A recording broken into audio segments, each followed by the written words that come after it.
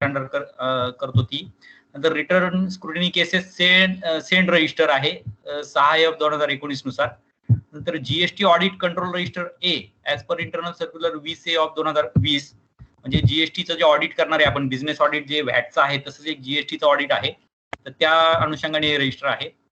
आता ह्याच्या कॉलम्स मध्ये मी जाणार नाही, कारण काय कॉलम सेल्फ एक्सप्लेनेटरी असतात. म्हणजे काय, व्यापाऱ्याचं नाव, पिरियड, त्याला नोटीस कधी काढली, एडीटी 01, त्याचे एडीटी 02 कधी काढली, तर त्यासाठी हे आहे. आणि पुढे शेरा राखाना असणार आहे. नंतर GST audit control register as per internal circular 20A of 2020 आणि GST audit control register C as per internal circular 20A of 2020, म्हणजे ऑडिटचे हे A, B, C 3 रजिस्टर त्यांनी प्रिस्क्राईब केलेले आहेत आता जीएसटी ऑडिटच्या अनुषंगाने.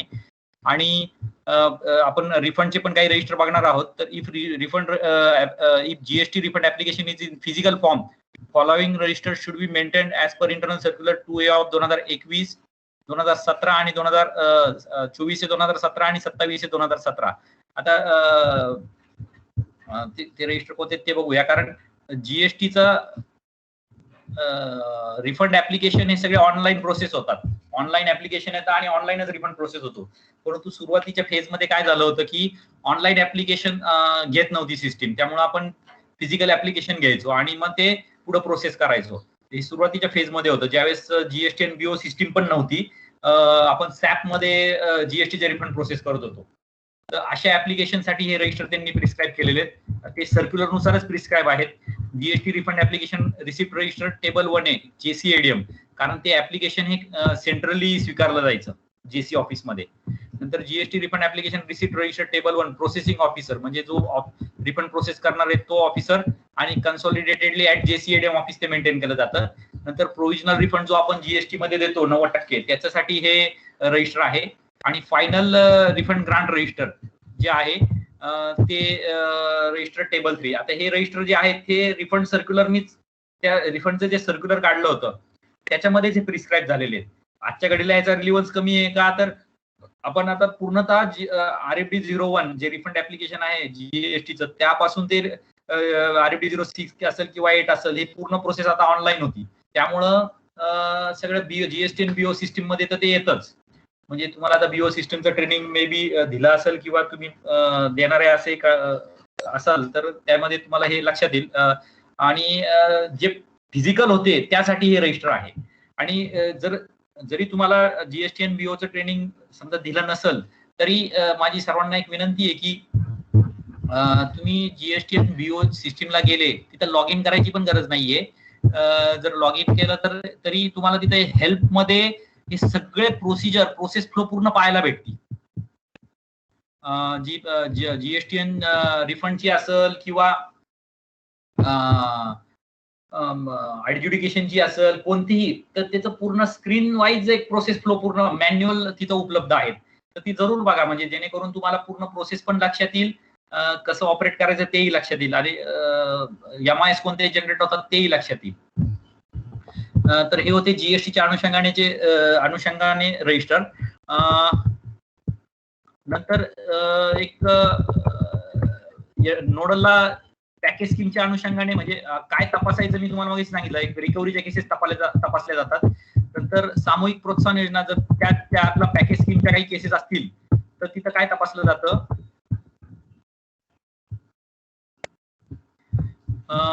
पॅकेज स्कीम मध्ये अंतर्गत अंतर्गत काय तपासलं जातं, तर विक्रीकर स्थगिती आदेश आहे का, म्हणजे डेफरमेंटच्या ऑर्डर बाबत. तर बीएसटी कालावधीमध्ये आणि वॅट कालावधीमध्ये किती प्रकरणे होती आणि विंडमिलची किती प्रकरणे होती डेफरलची. नंतर त्यामध्ये एनपीव्ही सर्टिफिकेट झाले असतील तर एनपीव्ही सर्टिफिकेटचे डिटेल्स आपण 78 नंबर रजिस्टरला ठेवतोच. परंतु एनपीव्ही प्रकरण वगळता जर व्यापाऱ्याला इन्स्टॉलमेंट ऑर्डर पास झाली असेल, हप्ते सवलत आदेश पास झाला असेल, तर त्याची रिकव्हरी बाबत तपासलं जातं की अशा वसुलीच्या नोंदी 78 नंबर मध्ये घेतल्या आहेत का, 78 नंबर रजिस्टर मध्ये. नंतर हप्ते सवलत आदेशानुसार प्रलंबित असलेली वसुली KKPI मध्ये दिसती का, आणि प्रलंबित वसुलीच्या स्वतंत्र धारेण्या ठेवलेल्या आहेत का. आता आपल्या मागाच्या प्रश्नाकडे येऊ. तर मी तुम्हाला एक प्रश्न विचारला होता की असेसमेंट ऑर्डर झाल्यानंतर किती डिमांड नोटीस काढल्या जातात. तर चॅट बॉक्स मध्ये जरी टाईप केलं तरी चालेल काहींनी.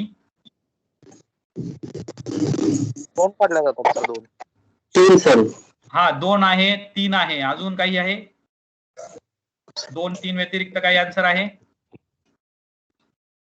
स्क्रीन दिसतीये ना माझी? हो सर. Yes sir. हा, कारण एक मेसेज आला होता दिसत नाही म्हणून. हा, तर 2 झालं, 3 झालं. अजून कोणाही आहे कोणाचं म्हणणं? तर ठीक आहे, आता 2 3च्या व्यतिरिक्त नाही असं समजून चालू. तर त्याचं बरोबर उत्तर आहे 3 डिमांड नोटीस काढल्या जातात. आता 3 का? तर आपण जेव्हा असेसमेंट ऑर्डर करतो त्यावेळेस ही आपली ओरिजिनल कॉपी असते, आपल्या धारिणीला राहते ती डिमांड नोटीस झाली. असेसमेंट ऑर्डर आणि डिमांड नोटीस. एक दुसरी ऑर्डर आणि डिमांड नोटीस असते ती व्यापाऱ्याला देतो आपण. आणि तिसरी डिमांड नोटीस ही रिकव्हरी फाईलला जायला पाहिजे, रिकव्हरी फाईलसाठी बनवतो. आता असं का? तर आपण असेसमेंट ऑर्डर केली, व्यापाऱ्याला 1 कोटीची डिमांड काढली, व्यापारी अपीलला जातो. आता व्यापारी अपीलला गेला का मग अपीलवाले किंवा ट्रिब्युनलवाले रेकॉर्ड मागवतात. मग आपण ती धारिणी असेसमेंटची पाठवून देतो. मग आपल्याकडे रिकव्हरीसाठी काय ट्रेस राहणार आहे? तर कोणतीही असेसमेंट झाली तर 3 डिमांड नोटीस काढायच्या. तिसरी डिमांड नोटीस जी रिकव्हरी फाईलला लावायची आहे, तर त्याला मी एक प्रॅक्टिकल सोल्युशन तुम्हाला असं देतो की एक वेगळी फाईल बनवायची डिमांड नोटीसची आणि त्या धारिणीमध्ये ती डिमांड नोटीस ठेवून द्यायची तिसरी. पण माझा असं सल्ला राहील की एक ऑर्डरची पण एक कॉपी एक्स्ट्रा काढावी तिसरी.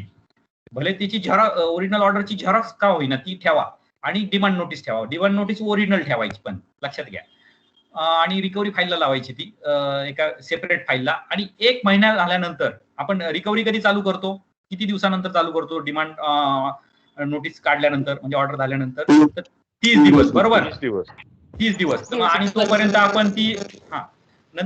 आपण ती रिकव्हरी कुठं दाखवतो? KKPI ला ड्यू डेट नॉट ओव्हर मध्ये दाखवतो, बरोबर? ड्यू डेट नॉट ओव्हर म्हणजेच रिकव्हरी नॉट अवेलेबलच्या मेजर कॅटेगरीमध्ये जाती ड्यू डेट नॉट ओव्हर मध्ये. मग 1 महिना जर व्यापाऱ्यांनी भरले तर काय करायचं? ती डिमांड नोटीस घ्यायची जी आपण रिकव्हरी फाईलला ठेवलेली आहे, त्याला ते चलन स्टेपल करायचं आणि ती असेसमेंट फाईलला लावून ती रिकव्हरी आपली क्लोज झाली, विषय संपला. DBA पण नोंद होती. आता समजा व्यापाऱ्यांनी 1 महिना उलटून गेला, तर 1 महिना उलटून गेल्यावर 2 गोष्टी होतील. एक तर आपण रिकव्हरी चालू करू किंवा व्यापारी अपील करेल किंवा आपल्याला पत्र देईल की बाबा मी अपील करणार आहे, म्हणजे व्यापारी अपीलला जाणार आहे. तर 1 महिना झाल्यानंतर ती ड्यू डेट नॉट ओव्हर मधनं रिकव्हरी 100% बाहेर येणार. मग आपण काय करायचं? ती डिमांड नोटीस एक वेगळी स्वतंत्र धारिणी करायची, त्याच्यावर व्यापाऱ्याचं नाव लिहायचं, पिरियड लिहायचं, सगळं लिहायचं.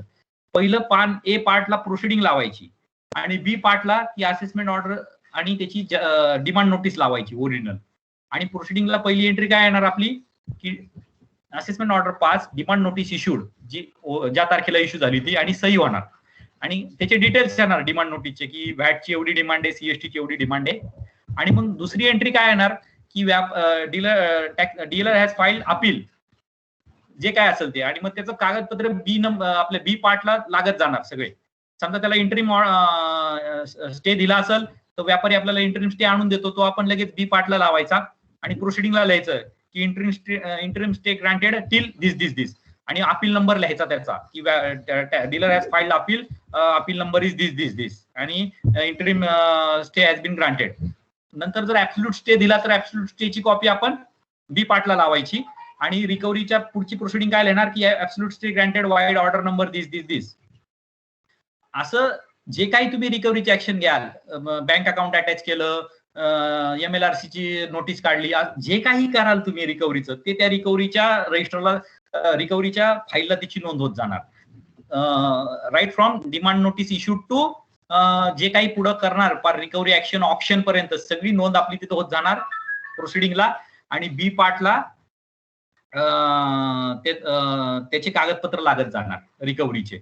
आणि हे जास्त महत्वाचं आहे, कारण काय तर रिकव्हरी तुम्ही बघाल तर 5-5, 6-6 वर्ष, 10-10 वर्ष रिकव्हरी पेंडिंग असतात. का आता अपील ट्रिब्युनलला पेंडिंग असतं, कधी हायकोर्टात जातं, सुप्रीम कोर्टात जातं, म्हणजे काही कारण असू द्या. तर त्याचा पूर्ण ट्रॅक राहावा आणि जरी किती अधिकारी कर्मचारी बदलले तरी ते पूर्ण स्टेटस कळावं, right from demand notice to recovery पर्यंत. कधी कधी काय होतं की फार कालावधी लोटला ना तर ओरिजिनल ऑर्डर पण सापडत नाही किंवा ती अपील धारिणी गेलेली असती ती लवकर ट्रेस होत नाही आणि डिमांड नोटीस पण सापडत नाही. तर व्यापारी कधी कधी बेसिक गोष्टी चॅलेंज करतो, मग की डिमांड नोटीस कुठे किंवा असेसमेंट ऑर्डर कुठे. तर अशा वेळेस ह्या गोष्टी ह्या रिकव्हरीच्या धारीने आपल्याला उपयुक्त पडतात. तर त्यासाठी रिकव्हरी धारिणी KKPI ला जी काही तुमची रिकव्हरी दिसते अवेलेबल किंवा नॉट अवेलेबल, 15 प्रकरणं असतील तर 15 धारिण्या तुमच्या रिकव्हरीच्या पाहिजे म्हणजे पाहिजेच. जेवढी तुमची पेंडिंग रिकव्हरी आहे अवेलेबल असो नॉट अवेलेबल असो त्याची धारिणी दिसलीच पाहिजे. मग भले ती रेग्युलर असेसमेंट वाले असतील, जीएसटीची असेल किंवा ही पॅकेज स्कीमची असेल डेफरलची, तर त्याची धारिणी आणि त्याची ए पार्ट म्हणजे प्रोसिडिंग आणि बी पार्ट म्हणजे त्याचे रिलेटेड डॉक्युमेंट्स हे त्या धारिणीला पाहिजे म्हणजे पाहिजेच, असा अभिप्रेत आहे. यानंतर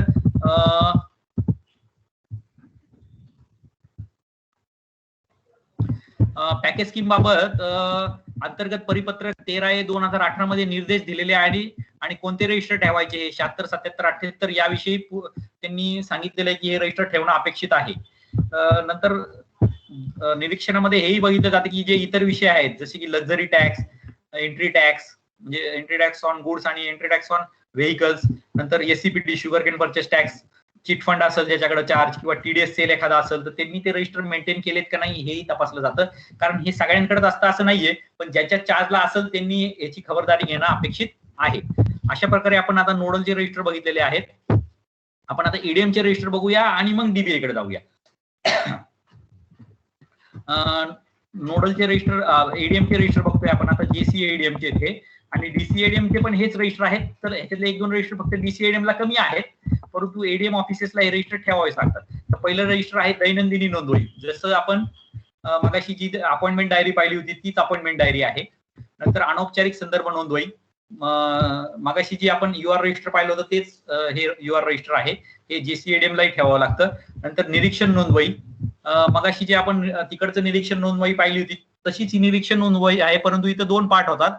त्यांच्या केलेल्या कार्यालयाचे निरीक्षणाचे पॅरा इथे येतात आणि दुसरं JCA-EDM ऑफिसने जे खालच्या कार्यालयाचे निरीक्षण घेतलेलं आहे त्याची नोंद पण या निरीक्षण नोंदवहीमध्ये येत असते. म्हणजे JCA-EDM ने एखादं इन्स्पेक्शन घेतलं आणि अधिकाऱ्यांचे काही पॉईंट काढले असतील तर त्याचं परत त्यांचा काही रिप्लाय आला का नाही, अनुपालन अहवाल आला का नाही, किती पॅरा क्लोज केले, तर त्याच्यासाठी नोंदवहीमध्ये नोंदी होतात. याची माहिती तुम्हाला जे मी तुम्हाला जे गुलाबी रंगाची पुस्तिका सांगितली विक्रीकर विभागाची कार्यपद्धतीची नियम पुस्तिका, त्यामध्ये पण पूर्ण त्याचे कॉलम्स तुम्हाला भेटतील किंवा 23/2017च्या सर्क्युलर मध्ये पण ह्याचे डिटेल्स आहेत. नंतर धारिण्यांची हालचाल नोंदवही, मगाशी आपण याविषयी चर्चा केलेली आहे. नंतर सुधारित आदेश नोंदवही, तर JCA-EDM कार्यालयाकडनं पण काही सुधारित आदेश पास होतात. जसं की त्यांनी एखादी रिव्ह्यूची ऑर्डर पास केली, रिव्हिजनची ऑर्डर पास केली, तर त्या केसेसमध्ये ते रेक्टिफिकेशन ऑर्डर पास करत असतात. जर त्यांची काही मिस्टेक अपॅरंट ऑन रेकॉर्ड असेल तर अशा नोंदी पण इथं होतात. नंतर धारिण्या अभिलेख शाखेत पाठवल्याची अथवा नष्ट केल्याची नोंदवही. आता पूर्वी ही नोंदवही सगळ्या ऑफिसरला लागू होती, परंतु आपण रेकॉर्ड सेक्शनला पाठवणं किंवा रेकॉर्ड डिस्ट्रॉय करणं हे फार जास्त म्हणजे 8-8, 10-10 वर्षाच्या पिरियड मध्ये सायकल मध्ये करत असतो. त्यामुळे आपण ही ऑफिसरकडे ठेवलेली नाही, आता ही फक्त आता आपण ADM ऑफिसला ठेवली आहे. तर यामध्ये काय होतं की समजा एखाद्या नोडल ऑफिसरनी त्याच्या कार्यालयातल्या 100 धारिण्या रेकॉर्ड सेक्शनला पाठवल्या, तर त्यांनी काय करावं की त्या रेकॉर्ड सेक्शनला पाठवलं तर त्याची CC JC ऑफिसला करायची आहे आणि JC ऑफिसमध्ये ह्याची एक सेंट्रली नोंद ठेवायची की एवढे रेकॉर्ड हे रेकॉर्ड सेक्शनला गेलेलं आहे. म्हणजे जेणेकरून भविष्यात एखादी फाईल जर शोधायची वेळ आली तर ती JC ऑफिसला आपण शोधू शकतो की ही फाईल रेकॉर्ड सेक्शनला गेलेली आहे, किंवा ज्या फाईली आपण नष्ट करणार आहोत, डिस्ट्रॉय करणार आहोत, तर त्याची यादी बनवायची आणि JC ऑफिसला त्याची एक CC करायची आणि JC ऑफिसला याची नोंद ठेवली जाईल नोंदवहीमध्ये की एवढे एवढे रेकॉर्ड डिस्ट्रॉय झालेला आहे. म्हणजे जेणेकरून भविष्यात जर काही एखाद्या धारिणीविषयी प्रश्न उद्भवला तर ते ट्रॅक केलं जाईल की बाबा हे रेकॉर्ड आता डिस्ट्रॉय झालेलं आहे, हे अवेलेबल नाही किंवा हे रेकॉर्ड सेक्शन मध्ये उपलब्ध आहे. तर यासाठी ही नोंदवही आहे. नंतर पुनर्स्थापना नोंदवही म्हणजे रिमांड बॅक रजिस्टर, आपण जसं मागाशी एक रिमांड बॅक रजिस्टर पाहिलं तसं ही पण JC ऑफिस कडनं पण रिव्हिजनच्या किंवा रिव्ह्यूच्या ऑर्डर पास होतात. तर त्या ऑर्डर मध्ये पण कधी कधी रिमांड बॅक होतात केसेस ट्रिब्युनल कडनं, तर त्या केसेस वरती ट्रॅक राहावा म्हणून हे रजिस्टर आहे. नंतर प्रलंबित प्रकरणांची नोंदवही म्हणजे कधी कधी काय होतं की काही केसेस या हायकोर्टात सुप्रीम कोर्टात पेंडिंग असतात. म्हणजे एखाद्या केसमध्ये ऑर्डर होती, समजा मोबाईलच्या केसमध्ये ऑर्डर झाली आणि 5% टॅक्स आहे आपण 12.5 लावला, परंतु हायकोर्टात केस पेंडिंग आहे की त्यामध्ये त्यांनी सांगितलंय की नाही बाबा ह्याला 12.5 नाही 5च लागणार. तर अशा किती केसेस हायकोर्टात सुप्रीम कोर्टात पेंडिंग आहेत, तर त्याची इथं यादी भेटते आपल्याला. जेणेकरून कारण त्या हायकोर्टात सुप्रीम कोर्टात गेलेल्या केसेसमध्ये बराच कालावधी लागतो, 5-5, 10-10 वर्ष लागतात. तर एक सेंट्रल आणि अशा केसेस फार कमी असतात, मोजके असतात. अख्ख्या डिव्हिजन मध्ये 1-2 केसेस असतात. किंवा माझ्या एखाद्या XYZ केसमध्ये तो इश्यू पेंडिंग असेल, परंतु मोबाईलचे असे बरेच व्यापारी असतील. पण म्हणजे त्याच्या अनुषंगिक पण अशा किती केसेस आहेत की ज्याच्यामध्ये हा इश्यू पेंडिंग आहे, जो हायकोर्टात आहे तोच इश्यू ह्या व्यापाऱ्यांमध्ये पेंडिंग आहे. तर अशा किती केसेस आहेत, तर अशा केसेसची नोंद तिथं होत असते. कारण आपल्याला त्या कोर्टाच्या डिसिजन नुसार परत काही रिमेडियल ऍक्शन घ्यायचे असतात, म्हणून आपला कंट्रोल राहावा म्हणून आपण त्या या प्रलंबित प्रकरणांच्या नोंदवहीमध्ये त्याची नोंद घेत असतो. नंतर लेखा व छाननी नोंदवही म्हणजे STRA काही महत्वाचे पॅरा काढले असतील तर त्याची नोंद इथं होत असती. आणि अशा केसेसवरती कंट्रोल राहावा आणि अशा केसेसमध्ये जर बाकीच्या अधिकाऱ्यांकडे अशा केसेस असतील तर त्याच्यामध्ये त्यांना आपल्याला निर्देश देता यावे की बाबा या केसेसमध्ये तुम्ही रिमेडियल ऍक्शन घ्या, कारण हा STRAचा महत्वाचा पॅरा आहे. तर ते डिरेक्शन देऊ शकतात. असे जे काही महत्वाचे STRAचे पॅरा असतात त्याची पण इथं लेखा व छाननी नोंदवहीमध्ये नोंद होत असते JC ऑफिसमध्ये. नंतर पुनरीक्षण आदेश नोंदवही, याला रिव्ह्यू रजिस्टर म्हणतो आपण. BST मध्ये त्याला रिव्हिजन होतं. म्हणजे रिव्हिजनचं फंक्शन सगळ्यांना माहिती असेल की एखादी ऑर्डर जर चुकली म्हणजे ज्याच्यात मिस्टेक अपॅरंट ऑन रेकॉर्ड असेल तर त्यात रेक्टिफिकेशन होईल 2 वर्षात. परंतु जिथं लॉ पॉईंट असेल, जिथं मिस्टेक अपॅरंट ऑन रेकॉर्ड नाहीये तर तिथं रिव्हिजनच करावी लागते. आणि व्हॅट मध्ये त्याला आपण रिव्ह्यू म्हणतो. आणि GST मध्ये पण ही रिव्हिजनची सुविधा आहे सेक्शन 108 खाली. तर GST मध्ये पण हे रजिस्टर महत्वाचं आहे. तर समजा आणि जिथं मिस्टेक अपॅरंट ऑन रेकॉर्ड आहे आणि 2 वर्ष होऊन गेलेले आहेत तर तिथे रिमेडियल ऍक्शन आपल्याला रिव्ह्यूचीच राहते व्हॅट आणि GST मध्ये. तर अशा केसेसमध्ये JC आणि रिव्हिजन हे सुपेरियर ऑफिसर करत असतो, सुपरवायझरी ऑफिसर करत असतो. समजा AC ऑर्डर केली तर त्याचं रेक्टिफिकेशन तोच ऑफिसर करतो, परंतु त्याचा रिव्हिजन हा 1 स्टेज अबो ऑफिसर करतो. म्हणजे STO AC ऑर्डरचं रिव्हिजन हे DC करतात आणि DCच्या ऑर्डरचं रिव्हिजन हे JC करतात. आणि JCची ऑर्डर चुकली तर त्याचं रिव्हिजन हे ऍडिशनल करतात. म्हणजे ऍक्ट मध्येच तरतूद आहे की सबऑर्डिनेट ऑफिसरच्या ऑर्डरचं रिव्हिजनच फक्त सुपेरियर ऑफिसर करू शकतो. म्हणजे रिव्हिजन हे किंवा रिव्ह्यू हा 1 स्टेज अबोच होतो. रेक्टिफिकेशन हे त्याच लेवलला होतं. म्हणजे ACचं रेक्टिफिकेशन ACच करतो, DCचं रेक्टिफिकेशन DCच करतो. पण रिव्हिजन किंवा रिव्ह्यू हे 1 स्टेज अबो ऑथॉरिटी करते. तर DCच्या ऑर्डरचं रिव्हिजन हे JC करणार आहे. तर अशा किती केसेसमध्ये JCनी रिव्हिजन घेतलं आहे आणि 309 ची नोटीस काढलेली आहे किंवा 603 ची नोटीस काढून डॉक्युमेंट्स कॉल केलेले आहेत. तर याचे कंट्रोल राहावा म्हणून हे पुनरीक्षण नोंदवही आहे. मग JC काय करतात, त्याच्यामध्ये रिव्हिजन ऑर्डर पास करतात, परंतु डिमांड जर काढली तर ती डिमांड नोटीस त्या पर्टिक्युलर नोडल ऑफिसरलाच पाठवतात रिकव्हरीसाठी. परत फक्त ऑर्डरची नोंद इथं होती, परंतु रिकव्हरी ही त्या पर्टिक्युलर नोडल ऑफिसर असेसिंग ऑफिसरकडेच रिकव्हरी ला केस परत जाते. नंतर अभियोग नोंदवही, प्रोसिक्युशन रजिस्टर, म्हणजे एखाद्या व्यापाऱ्याने रिटर्न नाही भरलं किंवा रिकव्हरी त्याची होत नाहीये किंवा हवाल्याच्या केसेस आहेत तर अशा केसेसमध्ये आपण त्याच्यामध्ये FIR दाखल करणार आहोत किंवा कोर्टात अभियोग दाखल करणार आहोत. तर अशा किती केसेसमध्ये आपण अभियोग दाखल करणार आहोत, त्याची मान्यता अभियोग म्हणजे FIR दाखल करण्याची किंवा कोर्टात दावा दाखल करण्यासाठीची मान्यता ही JCनाच असते. JCच्या मान्यतेशिवाय ऑफिसर त्याच्यामध्ये प्रोसिक्युशन लॉन्च करू शकत नाही, अभियोग ची कार्यवाही चालू करू शकत नाही, अशी तरतूद आहे आपली. त्यामुळे एखाद्या STO AC DC ला वाटलं की एखाद्या व्यापाऱ्याविरुद्ध आपण अभियोग दाखल करावा तर तो JCकडे प्रस्ताव पाठवतो आणि JCनी जर त्याला मान्यता दिली तर त्या मान्यता दिल्यावर त्याची नोंद ह्या अभियोग नोंदवहीमध्ये होत असती. तर या नोंदवहीचा फायदा असा होतो की किती केसेसमध्ये अभियोग दाखल झाला आहे आणि अशा केसेस मग कोर्टात 5-5, 10-10 वर्ष चालतात. तर मग याचा रेकॉर्ड आपल्याला नीट प्रिझर्व करावा लागतं, कारण कोर्ट ते रेकॉर्ड कधीही मागू शकतं. तर या अभियोग नोंदवहीचा तो उपयोग आहे. नंतर हप्ते सवलत नोंदवही की इन्स्टॉलमेंट ज्या JC किंवा additional commissioner DC ADM instalment order pass करतात व्यापाऱ्याच्या ऍप्लिकेशन नुसार. तर असे किती केसेसमध्ये इन्स्टॉलमेंट ऑर्डर पास केलेले आहेत तर त्याची नोंदवही या हप्ते सवलत नोंदवहीमध्ये होती.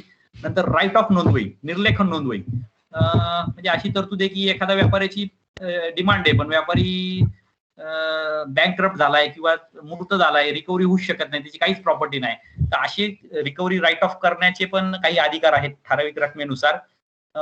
तर असे जर काही राईट ऑफ केला असेल रिकव्हरी तर ती आपल्याला या निर्लेखन नोंदवहीमध्ये त्याची नोंद घेणं अपेक्षित आहे. नंतर परतावा प्रदान नोंदवही.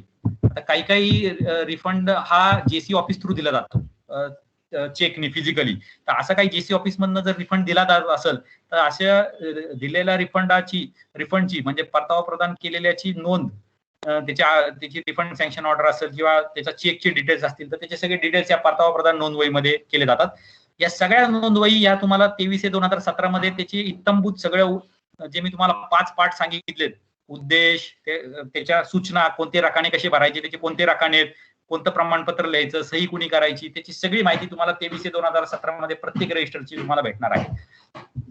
नंतर प्रशासकीय सवलत व शास्ती माफी नोंदवही. आता प्रशासकीय सवलत म्हणजे काय, तर व्हॅट मध्ये आणि बीएसटी मध्ये ही तरतूद होती, जीएसटी मध्ये नाहीये. एडीएम रिलीफ म्हणतो आपण त्याला. म्हणजे काय की एखाद्या व्यापाऱ्यांनी 1 एप्रिल 10 पासून रजिस्ट्रेशन घ्यायला पाहिजे होतं, त्यावेळेस त्याची लायबिलिटी क्रॉस होत होती. परंतु त्यांनी डिसेंबर मध्ये रजिस्टर घेतलं. समजा डिसेंबर 10 ला रजिस्ट्रेशन घेतलं म्हणजे त्यांनी एप्रिल ते डिसेंबर तो अनरजिस्टर राहिला. मग पण त्याची तो इलिजिबल लायबल कधी झाला होता रजिस्ट्रेशनसाठी, 1 एप्रिल पासून झाला होता.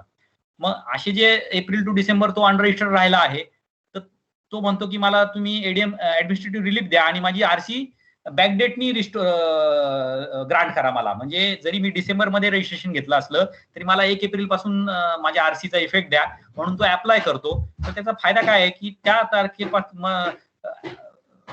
इनपुट टॅक्स क्रेडिट म्हणजे सेट ऑफ घेण्यासाठी रजिस्ट्रेशन नंबर असणं आवश्यक आहे, तो व्यापारी रजिस्टर असणं आवश्यक आहे. पण त्याचं रजिस्ट्रेशन जर डिसेंबर पासून होतंय तर त्याला एप्रिल टू डिसेंबर पर्यंतच्या कालावधीसाठी त्याला आयटीसी किंवा सेट ऑफ घेता येत नाही, किंवा त्याला मग पेनल्टी पण लागते. जे त्यांनी सेल बिल रेज केलेली आहेत तर त्याला पेनल्टी पण लागते युआरडी काळामध्ये त्यांनी धंदा केल्यामुळं रजिस्ट्रेशनला लायबल असतानाही. मग अशा वेळेस तो एडीएम रिलीफ साठी जेसी ऑफिसला अप्लाय करतो आणि मग जेसी ऑर्डर करतात त्याच्या ऍप्लिकेशनच्या अगेन्स्टमध्ये आणि केसची मेरिट बघून ते ऑर्डर करतात की हा जेन्युइन कॉज आहे, त्याला 1 डिसेंबरच्या ऐवजी 1 एप्रिल पासून त्याची आरसी ग्रांट करण्यात येते. म्हणजे बॅकडेटनी त्याला इफेक्ट भेटतो. तर अशा किती ऍप्लिकेशन आले आणि किती आदेश, प्रशासकीय आदेश, ऍडमिनिस्ट्रेटिव्ह रिलीफ ऑर्डर पास झाल्या त्याची नोंद या नोंदवहीमध्ये होती. आणि शास्ती माफी नोंदवही, पेनल्टीची माफी जर काय केली असेल जेसीनी तर त्याची नोंद या नोंदवहीमध्ये होती. शक्यतो शास्ती माफी आदेश शक्यतो होत नाही, पण एडीएम रिलीफच्या ऑर्डर्स या व्हॅट एरामध्ये सर्रास व्हायच्या. आता लिकर आणि पेट्रोलियम डीलरच्या बाबतीत शक्यतो लिकरच्या बाबतीतच होईल, कारण पेट्रोलियम डीलर तसे ठराविक कंपन्याच आहेत, तिथं तर अशी एडीएम रिलीफचा विषय येत नाही. पण लिकरच्या बाबतीत हा विषय येऊ शकतो. नंतर प्रकरण स्थानांतरण नोंदवही म्हणजे टीएपी ऑर्डर ज्या म्हणजे एखाद्या अधिकाऱ्याकडची असेसमेंटची प्रोसिडिंग दुसऱ्या अधिकाऱ्याला जर ट्रान्सफर करायची असेल त्याच डिव्हिजन मध्ये तर जेसी ऑर्डर पास करतात. आणि 2 डिव्हिजन मध्ये जर ते अधिकारी वेगवेगळ्या डिव्हिजन मध्ये असतील तर ऍडिशनल कमिशनर ऑफिस कडनं त्याची ऑर्डर होत असती. जर झोन पण बदलत असेल तर मग असे किती ट्रान्सफर ऑफ प्रोसिडिंग चे आदेश पारित झालेले आहेत त्या जेसीकडनं, टीएपी ऑर्डर पास झालेले आहेत, तर त्याची नोंद या प्रकरण स्थानांतरण नोंदवहीमध्ये होत असती. नंतर राज्याबाहेर पाठवलेल्या जमीन महसूल प्रमाणपत्रांची नोंदवही. आता हे काय आहे तर रिकव्हरीची प्रोसिडिंग आहे आणि व्यापारी महाराष्ट्रातला आहे आणि त्याची महाराष्ट्रात काही प्रॉपर्टी आहे आणि काही गुजरातमध्ये आहे. तर आता त्याची गुजरातची प्रॉपर्टी आपल्याला रिकव्हर करायची आहे. व्यापारी महाराष्ट्रातला आहे, त्याची ड्यूज पेंडिंग आहे. तर MLRC ची महाराष्ट्र लँड रेव्हेन्यू कोड नुसार आपण त्याची महाराष्ट्रातली प्रॉपर्टी रिकव्हर करू शकतो. परंतु दुसऱ्या राज्यातली प्रॉपर्टी जी आहे पण त्याची आपल्याला लँड रेव्हेन्यू कोड खाली त्याची रिकव्हरी करायची आहे. परंतु महाराष्ट्र लँड रेव्हेन्यू कोड तिथं लागू होत नाही. तर सेंट्रल लँड रेव्हेन्यू कोड नुसार त्या राज्यातल्या कलेक्टरांना आपल्याला पत्रव्यवहार करावा लागतो आणि त्यांचा समकक्ष अधिकारी म्हणजे गुजरातच्या एखाद्या जिल्ह्याचं कलेक्टर असेल आणि तिथं ती प्रॉपर्टी असेल तर त्या कलेक्टरचा समकक्ष अधिकारी आपल्या इथे हे जॉईंट कमिशनर आहेत. म्हणून मग समकक्ष अधिकाऱ्यांमध्येच तो पत्रव्यवहार व्हावा लागतो. तर मग काय होणार की महाराष्ट्रातला जो व्यापारी आहे ज्याच्याकडे केस आहे तो ऑफिसर तो प्रस्ताव जेसीना पाठवणार की या व्यापाऱ्याची गुजरातमध्ये प्रॉपर्टी आहे आणि ते आपल्याला revenue recovery certificate RRC through त्याची आपल्याला त्याच्यात रेव्हेन्यू रिकव्हरी सर्टिफिकेट इश्यू करायचं आहे. असा प्रस्ताव तो नोडल ऑफिसर जेसीना पाठवतो आणि जेसी ते RRC रेव्हेन्यू रिकव्हरी सर्टिफिकेट सही करतात आणि त्या जिल्ह्यातील म्हणजे त्या राज्यातील त्या जिल्ह्याच्या कलेक्टरना पाठवतात. आता असं पत्र पाठवल्यानंतर तिकडून ऍक्शन होईल लवकर नाही होणार, परंतु त्याचा पाठपुरावा तर आपल्याला करणं अपेक्षित आहे. तर अशा किती रेव्हेन्यू रिकव्हरी सर्टिफिकेट आपण बाहेरच्या राज्यात पाठवलेले आहेत त्याची नोंद जेसी ऑफिसला होणं अपेक्षित आहे, कारण ते रेव्हेन्यू रिकव्हरी सर्टिफिकेट हे जेसी काढत असतात. आणि म्हणजे मग त्या अनुषंगाने आपल्याला त्याचा फॉलोअप घेता येतो की बाबा ह्याची रिकव्हरी झाली का, याचा ऑप्शन केला का तुम्ही, कारण त्या राज्यातल्या कलेक्टरांनी मग त्याची रिकव्हरी करणं अपेक्षित असते ते जमीन महसुलाचे कायद्याअंतर्गत ऑप्शन वगैरे करून जे आहे ते, तर ते त्याच्यावर कंट्रोल राहण्यासाठी हे रजिस्टर जेसी ऑफिसमध्ये ठेवणं अपेक्षित आहे. नंतर refund register 4 bank guarantee acceptance register. आता जसं मी तुम्हाला ते मगाशी रिफंडचे 1, 2, 3 रजिस्टर सांगितले, तर तिकडे पण एक बँक गॅरंटी रजिस्टर होतं आणि इकडेही आहे. तर इकडे फरक काय आहे, तर बँक गॅरंटीच्या अगेन्स्ट मध्ये जर व्यापाऱ्याला रिफंड दिला असेल, व्यापाऱ्याने बँक गॅरंटी दिली आणि त्याच्या अगेन्स्ट मध्ये आपण व्यापाऱ्याला व्हॅट मध्ये रिफंड दिला, परंतु त्या बँक गॅरंटीची कस्टडी जी आहे ती जेसी ऑफिसला असते, त्या नोडल ऑफिसरकडे राहत नाही त्या बँक गॅरंटीची कस्टडी ओरिजिनल कॉपीची. तर अशी किती बँक गॅरंटी जेसी ऑफिसच्या कस्टडीमध्ये आहे, तर त्याच्यासाठी हे रजिस्टर आहे. तर त्या नोंदी इथं होणं अपेक्षित आहे. आता व्हॅट मध्ये तर त्याचं रिलिव्हन्स थोडा कमी झालेला आहे. जीएसटी मध्ये आपण बँक गॅरंटीचा रिफंड देत नाही, परंतु जर काही इतर बँक गॅरंटी आपण स्वीकारल्या असतील जीएसटी मध्ये पण, तर त्याची नोंद कुठेतरी होणं अपेक्षित आहे. तर असं समकक्ष एक रजिस्टर आपण तिथे ठेवू शकतो. नंतर समय मर्यादा नोंदवही. समय मर्यादा नोंदवही याचा उपयोग असा आहे की कधी कधी मंत्रालयातनं आपल्याला कधी कधी काही पत्रांमध्ये बघा वरती लिहिलेलं असतं गोपनीय, कालमर्यादा. तर ते असे कालमर्यादावाले जे पत्र असतात तर ते समय मर्यादा नोंदवहीमध्ये नोंद होती. म्हणजे आता मंत्रालयातनं रेफरन्स येतो की किंवा एखादा एलएक्यू झालेला असतो, तर ते म्हणतात की आम्हाला 20 दिवसात यामध्ये माहिती तात्काळ पाठवावी, आणि मग वरिष्ठ कार्यालयातून ते पत्र खाली खाली पाठवलं जातं की एवढ्या दिवसात द्या, एवढ्या दिवसात द्या. समजा आता जेसी ऑफिसला काही पत्र आलं तसं समजा हेड ऑफिस कडनं की 20 दिवसात यामध्ये माहिती पाठवावी, तर मग जेसी ऑफिस काय करणार, ते त्या पर्टिक्युलर नोडल ऑफिसरला खाली पत्र काढणार आणि लिहिणार की 15 दिवसात याच्यामध्ये उत्तर देण्यात यावे, आणि मग अशा पत्राची नोंद तिथं होती आणि तिथे ड्यू डेट टाकली जाते की या तारखेपर्यंत उत्तर आलं पाहिजे.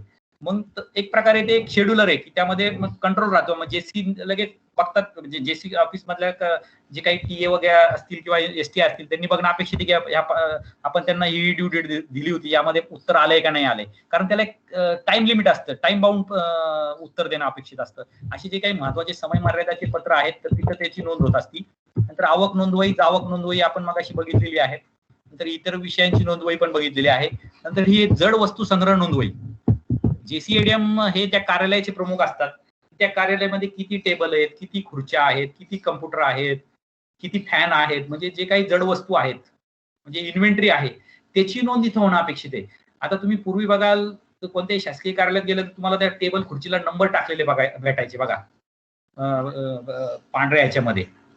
आता ती पद्धत थोडी कमी झालेली आहे, परंतु ती पद्धत पूर्वीपासून आहे. त्यामुळे आजकाल एका केबिन मधल्या खुर्च्या दुसऱ्या केबिन मध्ये लोक ओढून नेतात.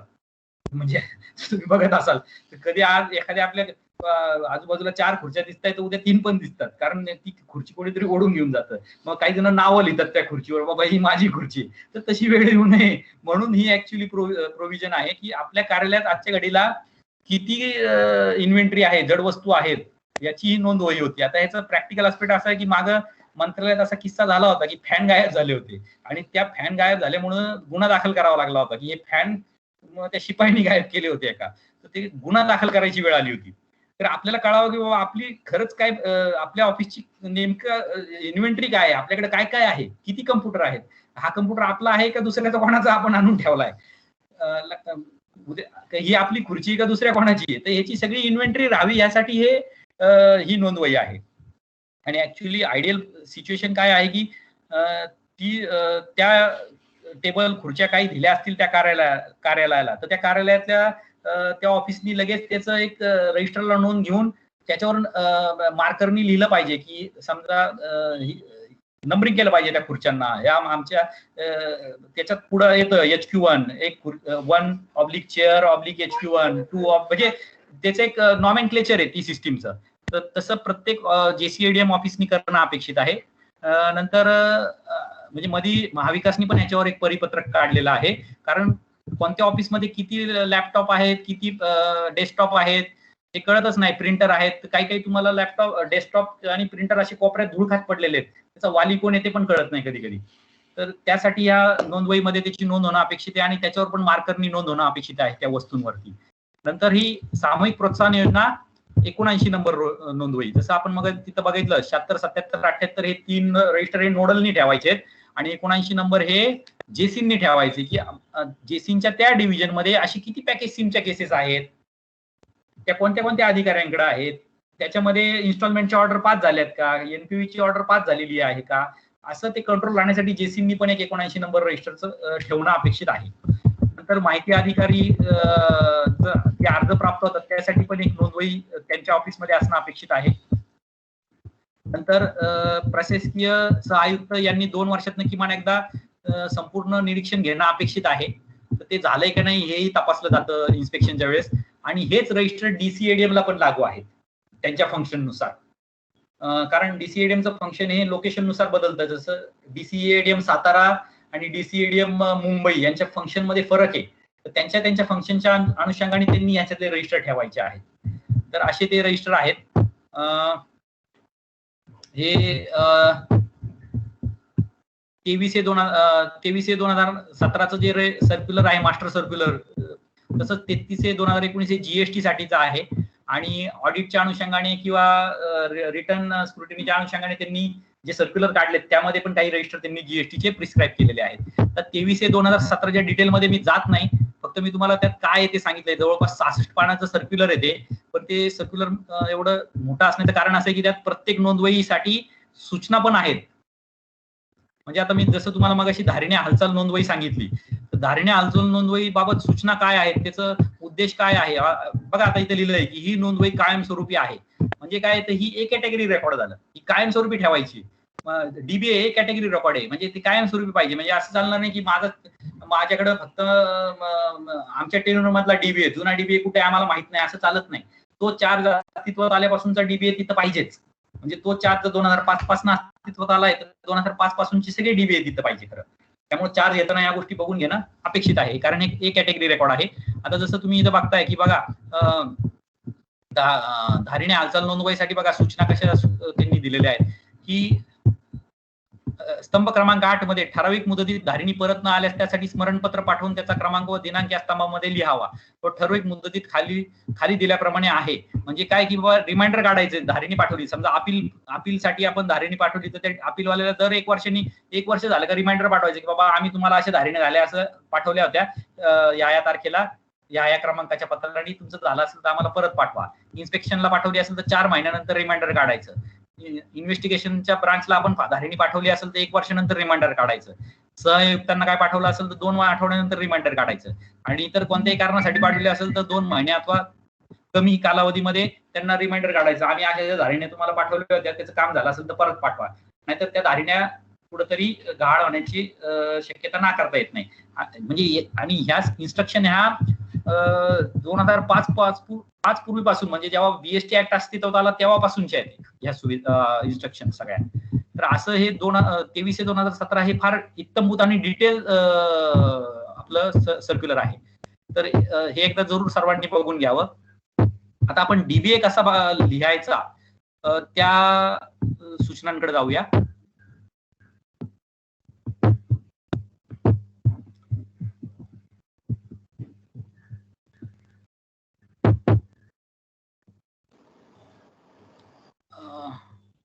इथपर्यंत सर्वांना लक्षात आलंय का? फार फास्ट झालंय? नाही. Okay okay. हो सर, हो सर, लक्षात आलंय. ओके. आता आपण डीबीए, ओके, आता आपण डीबीए बघूया. मगाशी आपण बघितलं होतं डीबीए पार्ट 1, जे आपलं असेसमेंट ऑर्डर, ऍडज्युडिकेशन ऑर्डर जे आपण पास करतो त्याची नोंद घेण्यासाठीचं हे रजिस्टर आहे. तर त्याचे पर्पज म्हणजे उद्देश काय तो पहिल्यांदा आपण बघूया.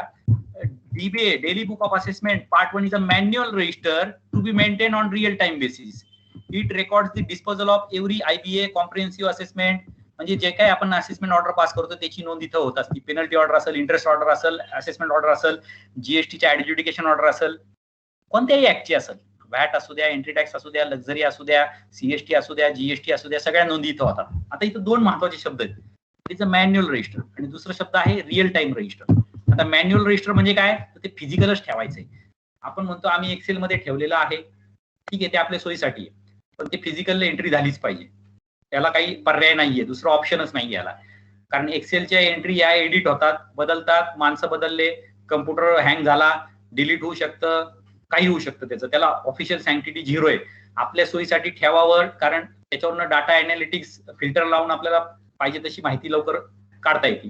ठीक आहे, परंतु मॅन्युअल रजिस्टर हे ठेवल्याच गेलं पाहिजे. आणि दुसरं हे रिअल टाइम रजिस्टर आहे. रिअल टाइम याचा अर्थ काय, असेसमेंट झाली लगेच डीबीए ला नोंद घ्या. कारण बऱ्याच वेळा असा अनुभव आला की ऑर्डर होती 4-4 महिने डीबीए ला एंट्री होत नाही, किंवा वाईस वर्सा, असे काही प्रकार निदर्शनास येतात आणि अडचणी निर्माण होतात. त्यामुळे असेसमेंट झाल्यावर डीबीए ला नोंद झालीच पाहिजे. इव्हन तुम्ही असेसमेंट ऑर्डरवर डीबीएचा नंबर टाकला जातो. म्हणजे बघा, पूर्वी लोक P11 XI असं लिहायचे बघा, आणि पुढे नंबर लिहायचे, तो सिरियल नंबर हा डीबीएचा नंबर असायचा. आता XI का लिहायचे, काही बघितलंय का काही XI लिहिलेलं, PXI असं लिहिलेलं कोणी पाहिलंय का जुन्या लोकांनी? हो सर. हो सर, ते पाहिलंय अकरा- सर. हा, ते XI काय आहे बरं? हो, हो. XI काय आहे ते कोणी सांगाल? 11 नंबरचं रजिस्टर. हा, आता 11 नंबरचं रजिस्टर तुम्हाला कुठंच 2005 नंतरच्या मॅन्युअल मध्ये बघायला नाही भेटणार. पण मी तुम्हाला जी गुलाबी रंगाची पुस्तिका दाखवली ना, ती तुम्हाला दाखवली मी थोड्या वेळाने, त्यातला ऍबस्ट्रॅक्ट. तर त्याच्यामध्ये ते 11 नंबरचं रजिस्टर होतं. बीएसटीच्या मॅन्युअल मध्ये काय केलं होतं त्यांनी, जे काही 70-80 रजिस्टर होते त्याला त्यांनी नंबर दिले होते 1 ते 80, आणि 11 नंबर रजिस्टर होता डीबीए ला पूर्वी. त्यासाठी ते XI लिहायचे. आता ते XI लिहायची गरज नाही राहिली, कारण त्याला 11 नंबर रजिस्टर राहिलंच नाही तसं ते.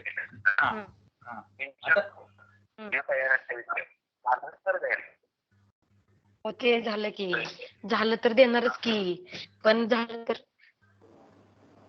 मॅडम माईक बंद करा. आता हे रिअल टाइम घ्यायचंय. मग मी तुम्हाला सांगितलं की त्याची असेसमेंट झाली का डीबीए ला लगेच एंट्री घेणार आपण त्या कॉलम मध्ये. तो जो डीबीएचा नंबर आहे तो आपण ऑर्डरवर लिहिणार आणि व्यापाराला ऑर्डर सर्व्ह करणार. तर अशा प्रकारे हे रिअल टाइम बेसिसवर झालं पाहिजे.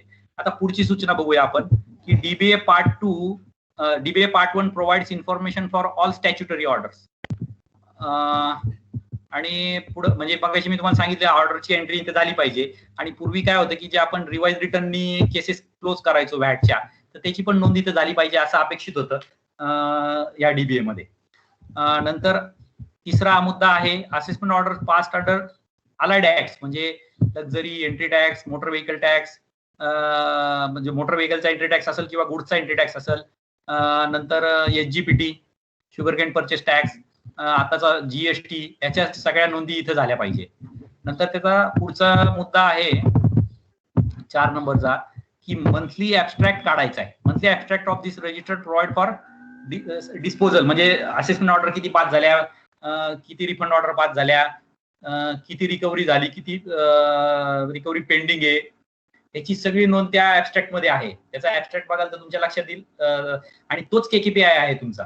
तर तो मंथली ऍबस्ट्रॅक्ट काढणं अपेक्षित आहे, त्याच्या खाली सही करणं अपेक्षित आहे. ते आपण पुढे बघूया. आता 5 नंबरची सूचना बघा. इट ऑल्सो प्रोव्हाइड्स, म्हणजे DBA also provides act wise demand raise, recovery made and recovery pending in charge and it status in to available and not available recovery. म्हणजे डीबीए मध्ये असेसमेंटची तर नोंद होतीच, रिफंड ऑर्डरची तर नोंद होतीच, परंतु त्याच्यावरनच आपला रिकव्हरी किती पेंडिंग आहे आणि त्यातली अवेलेबल किती, नॉट अवेलेबल किती, याची यादी आपल्याला भेटत असते. त्यामुळं ह्याचा आपला जो रिकव्हरीचा KKPI आहे तो पण आपला डीबीए वरनं तयार होत असतो. त्यामुळे डीबीए हा आपला रिकव्हरी रजिस्टर पण आहे. आता instruction, all nodal officers are required to maintain DBA. It is to be maintain in 2 parts, in part 1 and part 2. मग अशी आपण जसं बघितलं, पार्ट 1 म्हणजे assessment order, interest order, penalty order, आणि पार्ट 2 म्हणजे कोणता, तर अदर दॅन ऑर्डर जी काही डिमांड येते, म्हणजे शॉर्ट फायलर मध्ये आपण 213 काढतो, आणि 32A सेक्शन 32A खाली मध्ये आस्क टू पे ची जी डिमांड आहे 704 ची, त्याची नोंद डीबीए पार्ट 2 ला होती. आता हा महत्वाचा मुद्दा आहे आणि हा आपण प्रॅक्टिकली पण समजून घेणार आहोत. Entries of dues taken in DBA becomes recovery entry thereafter till its finality. म्हणजे असेसमेंट ऑर्डर पास केली, 1 लाखाचे ड्यू झाले, आपण तिथं लिहिले, तर ती रिकव्हरी एंट्री झाली आणि आपलं रिकव्हरी फाईल पण सायमल्टेनियसली तयार होती. पुढचा मुद्दा आहे की every year new DBA is to be maintain where in pending entries of previous DBA are carried forwarded to the new DBA and then subsequent entries of the new year are taken. हे आपण practically समजून घेणार आहे. म्हणजे इथे जरी लक्षात नाही आलं ना, तरी ह्याचा गर्भित अर्थ असा आहे की दरवर्षी नवीन डीबीए ठेवायचा आहे. म्हणजे आता उदाहरणाकडे जाऊया आपण, म्हणजे तुम्हाला एंट्री कॅरी फॉरवर्ड काय आहे ते कळेल.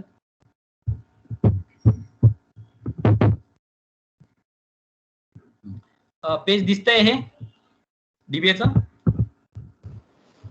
नाही सर. हा दिसतंय का आता पिरियड ऑफ 19-20 आलेलं आहे? नाही दिसत आहे. नाही सर.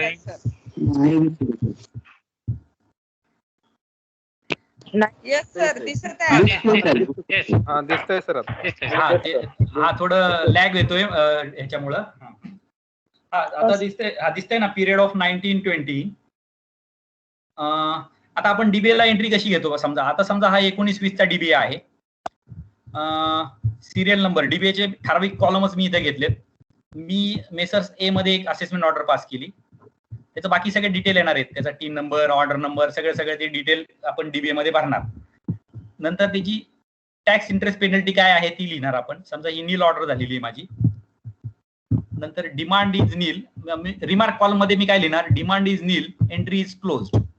आणि कोणतीही एंट्री क्लोज झाली की ऑफिसरची सही झालीच पाहिजे. Without officer sign no entry can be closed. हे फार महत्वाचं आहे. ऑफिसरची सही झाल्याशिवाय कोणतीच एंट्री क्लोज होत नाही. आता एंट्री क्लोज झाली. एंट्री क्लोज झाल्यावर मग मी त्याला गोल करणार. हे जे साइन आहे ना गोलचं, हे क्लोजचं साइन आहे.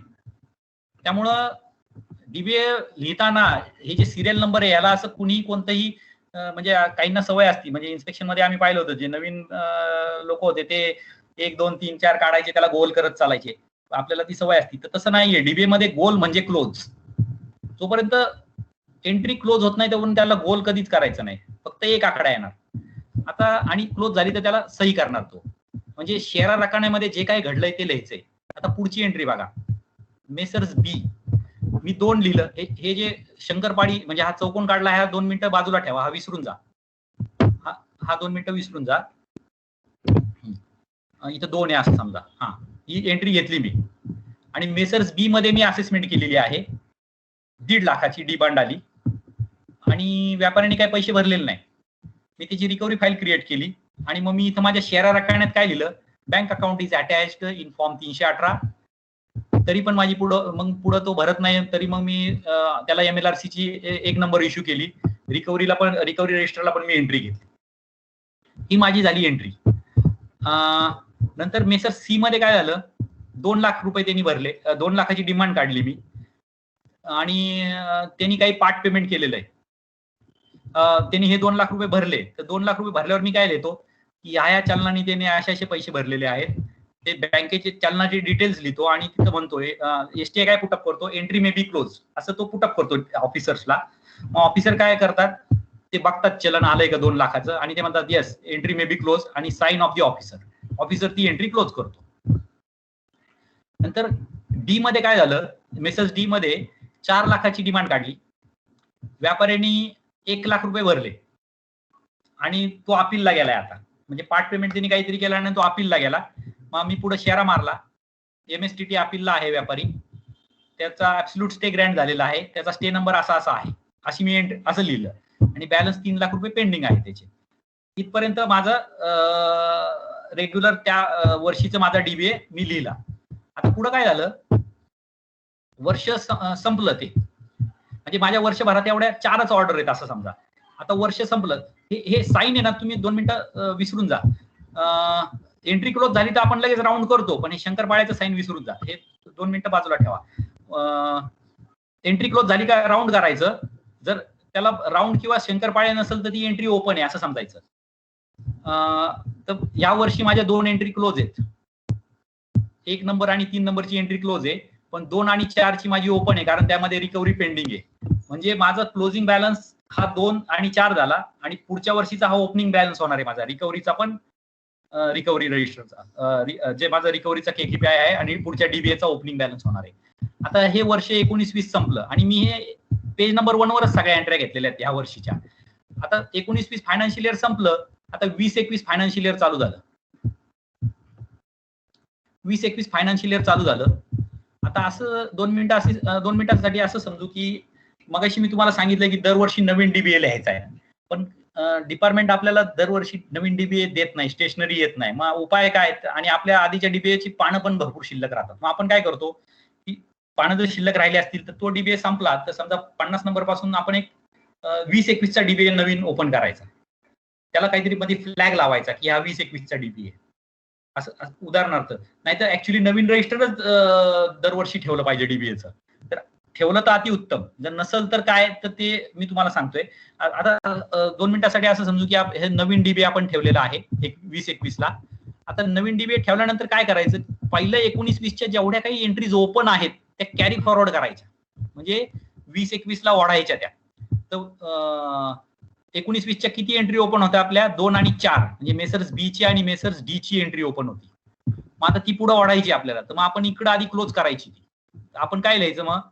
Entry carry forwarded to 20-21 vide entry number A1 by 15/2021. आता हे काय आहे ते मी तुम्हाला सांगतो. हे नॉमेनक्लेचर काय आहे, याला क्रॉस एंट्री म्हणतात. ही काय आहे ते पण मी तुम्हाला सांगतो.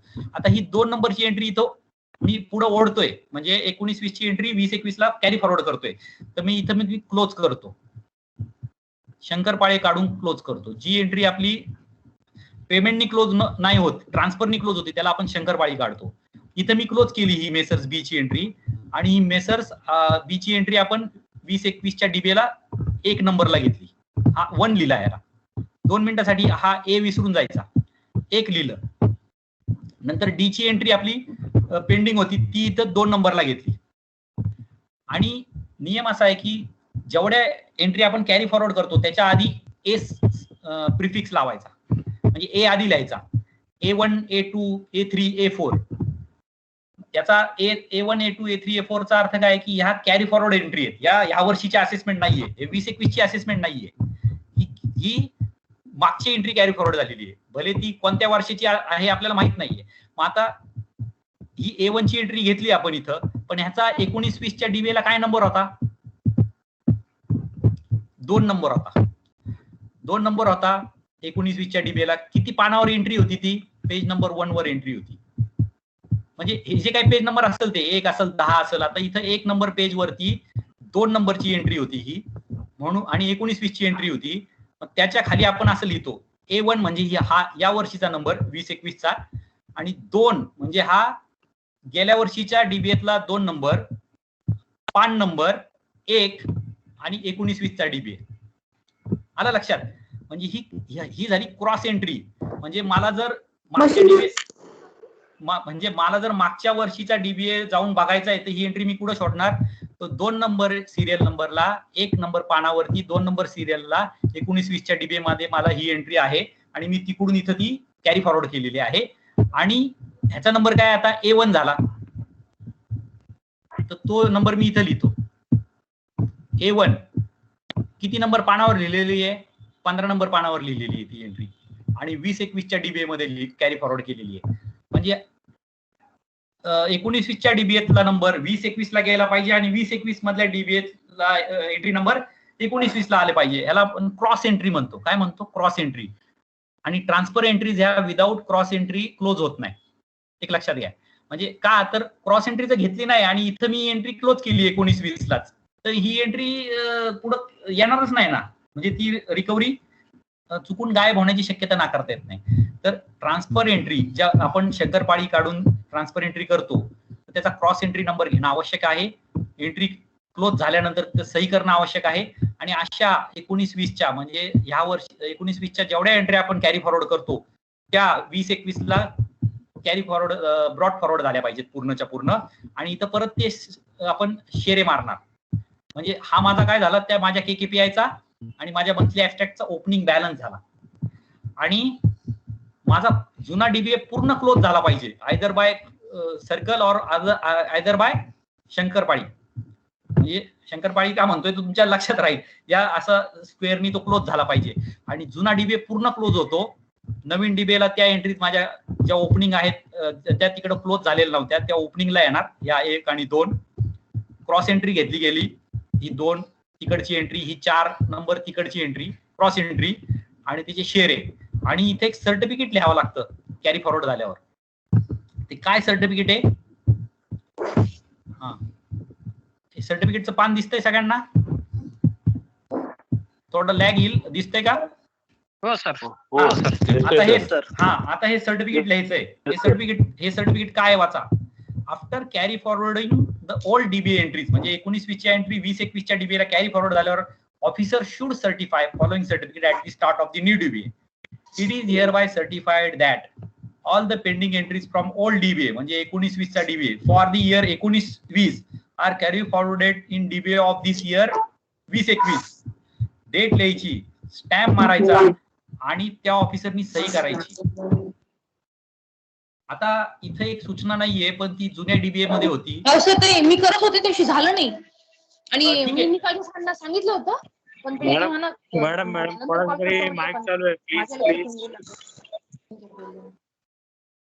हा, तर जुन्या डीबीए मध्ये एक सूचना आहे की जर कॅरी फॉरवर्ड एंट्रीज तपासून घेतल्या नाही, बंद एंट्रीज जर नीट तपासून घेतल्या नाही, तर त्याची जबाबदारी चार्ज घेणाऱ्या ऑफिसरची राहील, असं क्लिअर कट सूचना आहे. म्हणजे उद्या जर त्याच्याविषयी काही जर प्रश्न निर्माण झाले तर चार्ज घेणारा पण तेवढाच जबाबदार धरला जातो, असं त्या सूचनेमध्ये क्लिअर कट लिहिलेलं आहे. ती सूचना पण मी तुम्हाला दाखवतो. त्यामुळं कॅरी फॉरवर्ड एंट्रीज बरोबर झाल्यात का नाही हे बघून घेणं हे चार्ज घेणाऱ्याची पण जबाबदारी आहे आणि देणाऱ्याची पण जबाबदारी आहे. त्यामुळे एंट्री कॅरी फॉरवर्ड होणं अत्यंत महत्वाचं आहे आणि क्रॉस एंट्री घेणं आवश्यक आहे. Without cross entry dBA entry close होत नाही. तर अशा प्रकारे डीबीए ला एंट्री आपण घेणं अपेक्षित आहे आणि असं सर्टिफिकेट लिहिणं अपेक्षित आहे. इथपर्यंत लक्षात आलं कॅरी फॉरवर्डचं. आता आपण पुढे लिहिलंय की column number 1 and 1 to 4 are self explanatory डीबीएचे जे आहेत ते. नंतर तिथं कोणकोणत्या एंट्री घ्यायच्यात, तर IBA assessment, comprehensive assessment, interest order, penalty order, part refund, unilateral assessment आणि अदर ज्या ज्या काही ऑर्डर आपण करणार आहोत त्या सगळ्या ऑर्डरची नोंद इथं आपण डीबीए ला घेणं अपेक्षित आहे. नंतर इंटरेस्ट ऑर्डर, पेनल्टी ऑर्डर याची पण नोंद घेणं अपेक्षित आहे. नंतर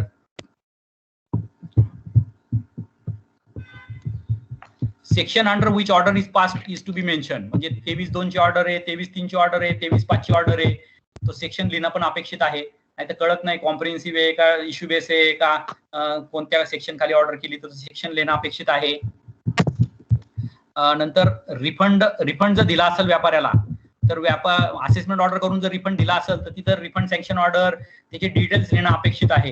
कारण बऱ्याच वेळा असं होतं की असेसमेंट झाल्यावर पण रिफंड दिला जात नाही आणि तक्रारी येतात, तर मग तो रिफंड दिलाय गेलाय का नाही त्याचे डिटेल्स तिथं आले पाहिजे. म्हणजे केस लॉजिकल एंडला पोहोचली का नाही आणि ती क्लोज झाली का नाही तर त्याचे शेअर राखण्यात डिटेल्स लिहिले पाहिजे आणि ऑफिसरची त्याच्यावर सही झाली पाहिजे, हे अपेक्षित आहे. आता पुढे एक आहे 12 नंबर. रिमार्क कॉलम मध्ये पेमेंट डिटेल, अपीलचं स्टेटस ते सगळं लिहिलं पाहिजे. जे काही त्यांनी पार्ट पेमेंट केलं आहे ते लिहिलं पाहिजे.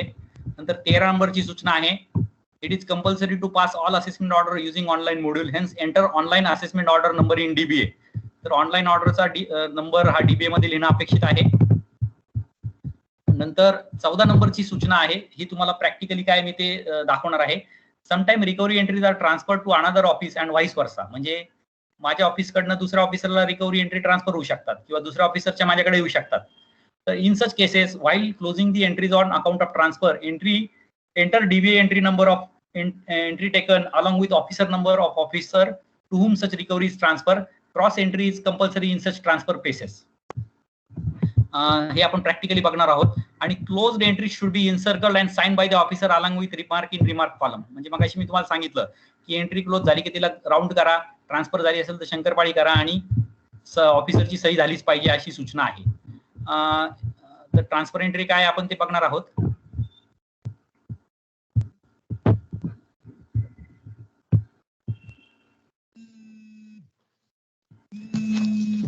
हा, आता मगाशी मी तुम्हाला सांगितलं की 20-21 ला एंट्री आपण नवीन डीबीए ओपन केला, या 2 एंट्रीज कॅरी फॉरवर्ड केल्या आणि एप्रिल 20 ला मग माझे काही रेग्युलर असेसमेंट चालू झाले, त्याला मग मी 1-2 नंबर नुसार सिरियली नंबर घेत जाणार.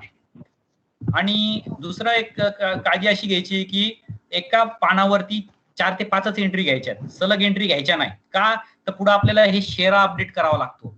कारण आम्ही असे डीबीए पाहिले की 14 लाईन आहेत डीबीए मध्ये, तर 14 एंट्री घेतलेल्या आहेत, एका पानातच डीबीए संपला, पुढे शेअरा मारायला जागाच नाही. शेअरावरती खाली लिहिला जातो, मग बाण करून दाखवला जातो की हा याचा शेअर आहे, तो त्याचा शेअर आहे. तर असं चालत नाही. ते एका पानावर 5च्या वर एंट्री 4च्या वर एंट्री घ्यायच्या नाही, डीबीएची साईज किती त्याच्यावरनं, कारण आपल्याला शेअरा वेळोवेळी अपडेट करत जावा लागतो, तर त्याला जागा राहिली पाहिजे. म्हणजे आता माझ्या 19-20च्या 2 एंट्री काय रेकॉर्ड झाल्या, 20-21 मध्ये एप्रिलमध्ये मी 2 असेसमेंट केल्या EF. आता एप्रिल मे मध्ये जर मी 3री असेसमेंट केली तर मी त्याला परत 1 नंबर नाही द्यायचा, तर त्याला 3 नंबर म्हणजे 1, 2, 3 वर, म्हणजे डीबीए नंबर हा डुप्लिकेट कधीच झाला नाही पाहिजे, युनिक आहे तो. आता ट्रान्सफर एंट्रीज एका ऑफिसर कडनं दुसऱ्या ऑफिसरला, ते काय प्रकार येतो बघूया आपण. आता हा 19-20चा डीबीए आहे. ACST D001चा चार्ज आहे, त्यांनी हा डीबीए मेंटेन केलाय. हा दिसतोय सगळ्यांना? हो सर, हो. हा. तर त्यांनी काय केलं, त्यांनी पेज नंबर 1 वरती त्यांच्या डीबीए मध्ये लिहिलं ABC या 3 असेसमेंट ऑर्डर त्यांनी पास केल्या होत्या. 4 ऑर्डर आहेत ABCD. 1 नंबर मध्ये नील डिमांड होती, त्यांनी लिहिलं डिमांड नील आहे, एंट्री क्लोज. बी मध्ये 1.5 लाखाची डिमांड आहे, बँक अकाउंट अटॅच केलेलं आहे, परंतु ती केस ट्रान्सफर झाली आता D003 ला. ती केस ट्रान्सफर झाली, म्हणजे या D001चा जो डीबीए आहे त्यांच्या तिथं ती एंट्री क्लोज होणार आता, कारण ती एंट्री रिकव्हरी कुठे ट्रान्सफर होणार आता, या D003 ला ट्रान्सफर होणार. मग या D001 जो ऑफिसर आहे त्यांनी एक पत्र बनवलं, B1 डेटेड काय असेल ते, आणि त्या पत्राने त्यांनी ती रिकव्हरी ट्रान्सफर केली आणि त्यांना सांगितलं की तुमच्या डीबीएला त्याची एंट्री घ्या, मी माझ्या डीबीएतनं ती एंट्री क्लोज करत आहे आणि तुमच्या डीबीएचा मला एंट्री नंबर द्या, आणि तो आपल्या डीबीएला लिहायचा आहे. मग ACST D003 त्यांच्या डीबीएला ती एंट्री घेतली 3/3 नंबर सिरियल नंबरला, 15 नंबर पानावर 19-20च्या डीबीए मध्ये, आणि त्यांनी तो क्रॉस एंट्री नंबर कळवला D003 D001 ला. तर मग D001 तो आपल्या डीबीए मध्ये लिहिला इथं की तुमच्या डीबीए मध्ये म्हणजे आधी पत्र गेलं की अशी रिकव्हरी तुम्हाला ट्रान्सफर करत आहे, आणि त्याच पत्रावरती तो त्याचा क्रॉस एंट्री नंबर लगेच लिहून घेतो किंवा त्यांना कळवायला लावतो की बाबा तुम्ही तुमच्या डीबीएला एंट्री घेतल्यावर मला क्रॉस एंट्री द्या. मग D003 त्यांच्या डीबीए मध्ये 3 नंबर सिरियलला 15 नंबर पानावरती एंट्री घेतली 19-20च्या डीबीएला, आणि तो यांना कळवला D001 ला. मग D001 इथं तो नंबर लिहिणार क्रॉस एंट्री नंबर, आणि मग एंट्री क्लोज करणार. क्रॉस एंट्री नंबर आल्याशिवाय, म्हणजे पुढच्या ऑफिसरला ज्याला ट्रान्सफर केलेली आहे त्याचा डीबीए नंबर आल्याशिवाय D001 ती एंट्री क्लोज करायची नाहीये. म्हणजे क्रॉस एंट्री आल्याशिवाय एंट्री क्लोज करायची नाही, म्हणजे जेणेकरून ती रिकव्हरी कुठं गहाळ होत नाही. आणि अशा प्रकारे D001 ती एंट्री ट्रान्सफर केली आणि क्लोज केली. ट्रान्सफर कोणाला केली, तर D003 ला ट्रान्सफर केली. आता D003चं काम काय आहे, हा D003चा डीबीए. D003 काय केलं, 15 नंबर पानावर त्याच्या ऑलरेडी जून पर्यंतचे असेसमेंटच्या एंट्री झाल्या होत्या, त्यांच्या स्वतःच्या E आणि F त्यांनी असेसमेंट पास केल्या होत्या, आणि ही मेसल्स बी ची एंट्री त्यांच्याकडे कोणाकडनं आली, D001 कडनं. मग तो शेअरा काय मारणार की बाबा अशी रिकव्हरी मला D003 कडनं आलेली आहे या पत्राने, आणि त्यांच्या डीबीएचा नंबर हा आहे. हा आता 2/1/19-20 कोणाचा नंबर आहे, D001च्या डीबीएचा. म्हणजे बघा आता, म्हणजे 2 डीबीएतले नंबर एकमेकाकडे आले पाहिजे, म्हणजे क्रॉस एंट्री झाली पाहिजे. म्हणजे इकडं त्यांच्या डीबीएचा नंबर आला आणि तिकडं यांच्या डीबीएचा नंबर गेला, म्हणजे दोन्ही क्रॉस एंट्री झाल्या, म्हणजे ती एंट्री प्रॉपरली क्लोज झाली आता, आणि इकडे ओपन झाली. तर अशा प्रकारे ही एका ऑफिसरकडनं दुसऱ्या ऑफिसरकडे जर रिकव्हरी ट्रान्सफर होत असेल तर त्यांनी अशा एंट्री क्रॉस एंट्री घेऊन ती एंट्री एकाने क्लोज करणं आणि दुसऱ्याने ओपन करणं अपेक्षित आहे. आता पुढच्या सूचना बघूया. Abstract of DBA part 1 is to be drawn at the end of each month. म्हणजे मंथली ऍब्स्ट्रॅक्ट काढला पाहिजे, त्याच्यावर नक्की KPI बनतो. त्याचे कसं लिहायचं त्याची माहिती इथं दिलेली आहे, आणि ऍब्स्ट्रॅक्ट काढल्यानंतर एक सर्टिफिकेट लिहायचंय. It is hereby certified that in case of stay order cases it has been confirmed from the appellate authority that appeal is pending and stay for recovery is effective. आणि खाली सही करायची आहे त्या गोषवाऱ्याच्या. पहिली सही आहे टॅक्स असिस्टंटची आणि दुसरी सही आहे ऑफिसरची. आता जिथं टॅक्स असिस्टंट उपलब्ध नसतील तिथं सही येणार आहे इन्स्पेक्टरची, आणि दुसरी सही येणार आहे त्या ऑफिसरची, आणि तिसरी सही होती ही कंट्रोलिंग ऑफिसरची. म्हणजे जे JCADM आहेत त्यांनी आपल्या सबऑर्डिनेट ऑफिसरचा DBA हा दर महिन्याला किंवा 3 महिन्यातनं एकदा 6 महिन्यातनं एकदा कॉल करून तपासला पाहिजे की बाबा ह्यांनी बरोबर एंट्र्या घेतल्यात का, आणि तिथं कंट्रोलिंग ऑफिसरनी म्हणजे DCADM असतील किंवा JCADM असतील त्यांनी सही करणं अपेक्षित आहे. म्हणजे जो DBA लिहितो असा TA किंवा STI यांनी सही करायची, ऑफिसरनी सही करायची आणि नंतर कंट्रोलिंग ऑफिसरनी सही करायची DBA वर अपेक्षित आहे, असं लिखित इन्स्ट्रक्शन आहे. काही तुम्ही ब्रांचेस बघाल, डिव्हिजन बघाल LTUच्या, तर तिथं रेग्युलरली अशा सह्या सगळेजण करत असतात, JC पण करत असतात आणि पूर्वापार चालत आलेली प्रोसिजर आहे. आता काही कालाच्या ओघात ती थोडीशी मध्ये डळमळीत झाली, परंतु इन्स्पेक्शनला हे पॉईंट काढले जातात आणि जेव्हा कधी काही अडचणी येतात तेव्हा या गोष्टी बघितल्या जातात. तर अशा प्रकारे सर्टिफिकेट काढायचं, आता लिहायचं आणि खाली सह्या करायच्यात. आता हे सर्टिफिकेट का लिहायचंय? की बऱ्याच वेळा काय होतं की पुढे आपण शेरा मारलेला असतो की व्यापाऱ्यांनी अपील दाखल केलेलं आहे आणि व्यापाऱ्याचा अपील स्टे आहे, ऍब्सोल्यूट स्टे आहे किंवा इंटरिम स्टे आहे. तर ऍब्सोल्यूट स्टे असला तरी आपण काय म्हणतो, मग आता ऍब्सोल्यूट स्टे तर ही रिकव्हरी नॉट अवेलेबल आहे, परंतु काय होतं की तिकडे अपील डिसाईड होतं आणि आपल्याला कधी कधी लक्षात पण येत नाही. आता ऑनलाईन मॉड्यूलमध्ये ती सुविधा केली त्यांनी की तिकडं स्टे वॅकेट झाला तर आपोआप ती इकडे अवेलेबल दिसेल असं त्यांनी मॉड्यूलमध्ये आणलंय असं कळालंय मला. पण जर तसं नसेल तर तिकडे अपील डिसाईड होतं पण इकडे अधिकाऱ्याला माहितीच नसतं, तो ऍब्सोल्यूट स्टेच्या नावाखाली ते रिकव्हरीचा हे होती.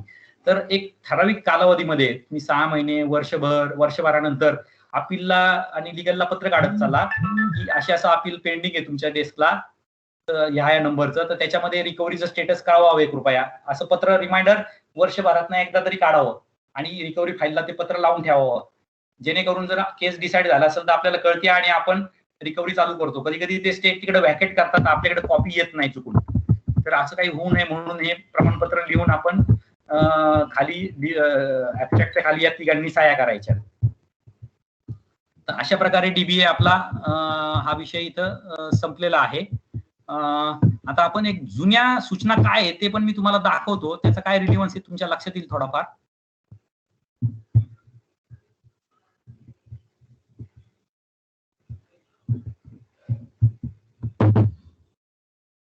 मगाशी मी जी तुम्हाला गुलाबी रंगाची पुस्तिका बोललो होतो जी जुनी BST एरातली होती, त्यात बघा निर्धारण नोंदवही क्रमांक 11 म्हणून ते XI लिहायचो आपण, तर तो जुना नंबर आहे.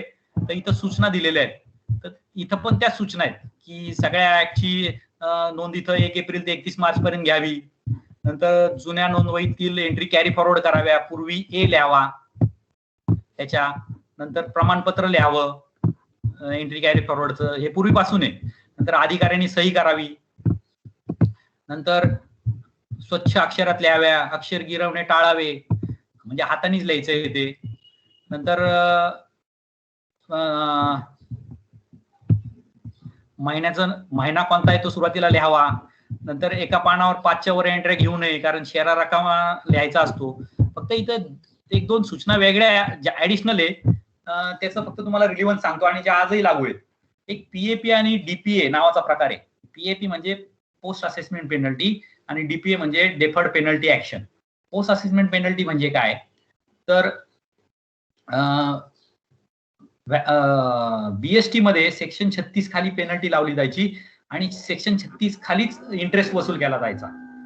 आता असं समजा की व्यापाऱ्याला 10 लाखाची डिमांड आली, व्यापाऱ्याने 6 लाख भरले, 10 लाख भरले, पण व्यापाऱ्याला 30 दिवसात पैसे भरणं अपेक्षित होतं, व्यापाऱ्याने ते 6 महिने लेट भरले. आपण रिकव्हरी ऍक्शन चालू केल्या किंवा काय केलं आणि 6 महिने लेट भरले. आता 10 लाखाचे 10 लाख रुपये त्यांनी भरले तर आपली DBAची एंट्री क्लोज होती, बरोबर, आपण त्याला राऊंड करतो. परंतु जे 6 महिने त्यांनी लेट पैसे भरले त्याचं काय, तर ती एंट्री क्लोज केल्यानंतर पण त्याच्या खाली लाल पेनाने PAP लिहायचं, असं पूर्वी इन्स्ट्रक्शन होत्या. इथं बघा लाल पेनाने लिहा असं लिहिलेलं आहे. म्हणजे काय की बाबा या केसमध्ये जरी 10 लाख भरलेले आहेत तरी याच्यामध्ये जे 6 महिने त्यांनी लेट भरलंय त्याच्यावरती मला इंटरेस्ट वसूल करायचा आहे, 6 महिने लेट भरले त्याचा. तर अशी post assessment penalty action pending आहे आणि असा गोषवारा पूर्वी निघायचा. तो खाली दाखवतो तुम्ही तुम्हाला की पूर्वी त्याचा गोषवारा पण काढायला लागायचा.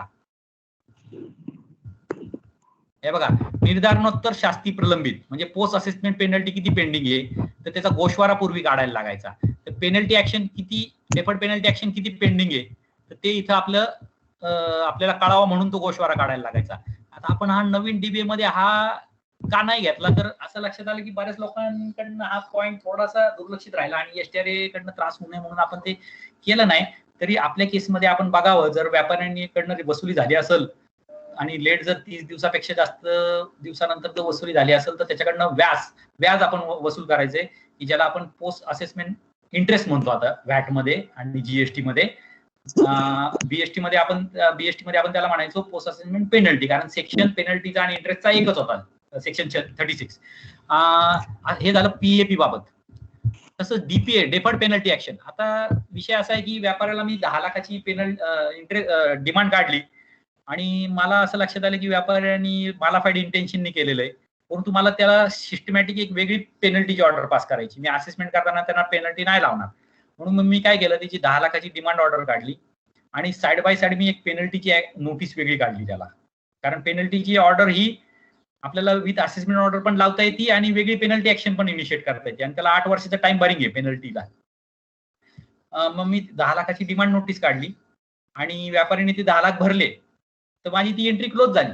परंतु माझी पेनल्टीची नोटीस पण मी काढलेली त्याला, आणि त्याला 8 वर्षाचा टाइम बारिंग आहे. पण मग मला ते लक्षात राहावं म्हणून मग मी तिथे लाल पेनाने लिहितो डीपीए, म्हणजे काय, एंट्री क्लोज करतो मी ती 10 लाख भरल्यामुळं, पण मी तिथं लाल पेनाने डीपीए लिहितो, म्हणजे काय, डेफर्ड पेनल्टी ऍक्शन. याच्यामध्ये पेनल्टी ऍक्शन डेफर केलेली आहे, की जेणेकरून मला आणि नवीन येणाऱ्या ऑफिसरला लक्षात राहावं की याच्यात पेनल्टी प्रोसिडिंग चालू आहे. कारण एकदा नोटीस काढली तर 8 वर्षात ती टाइम बार होती.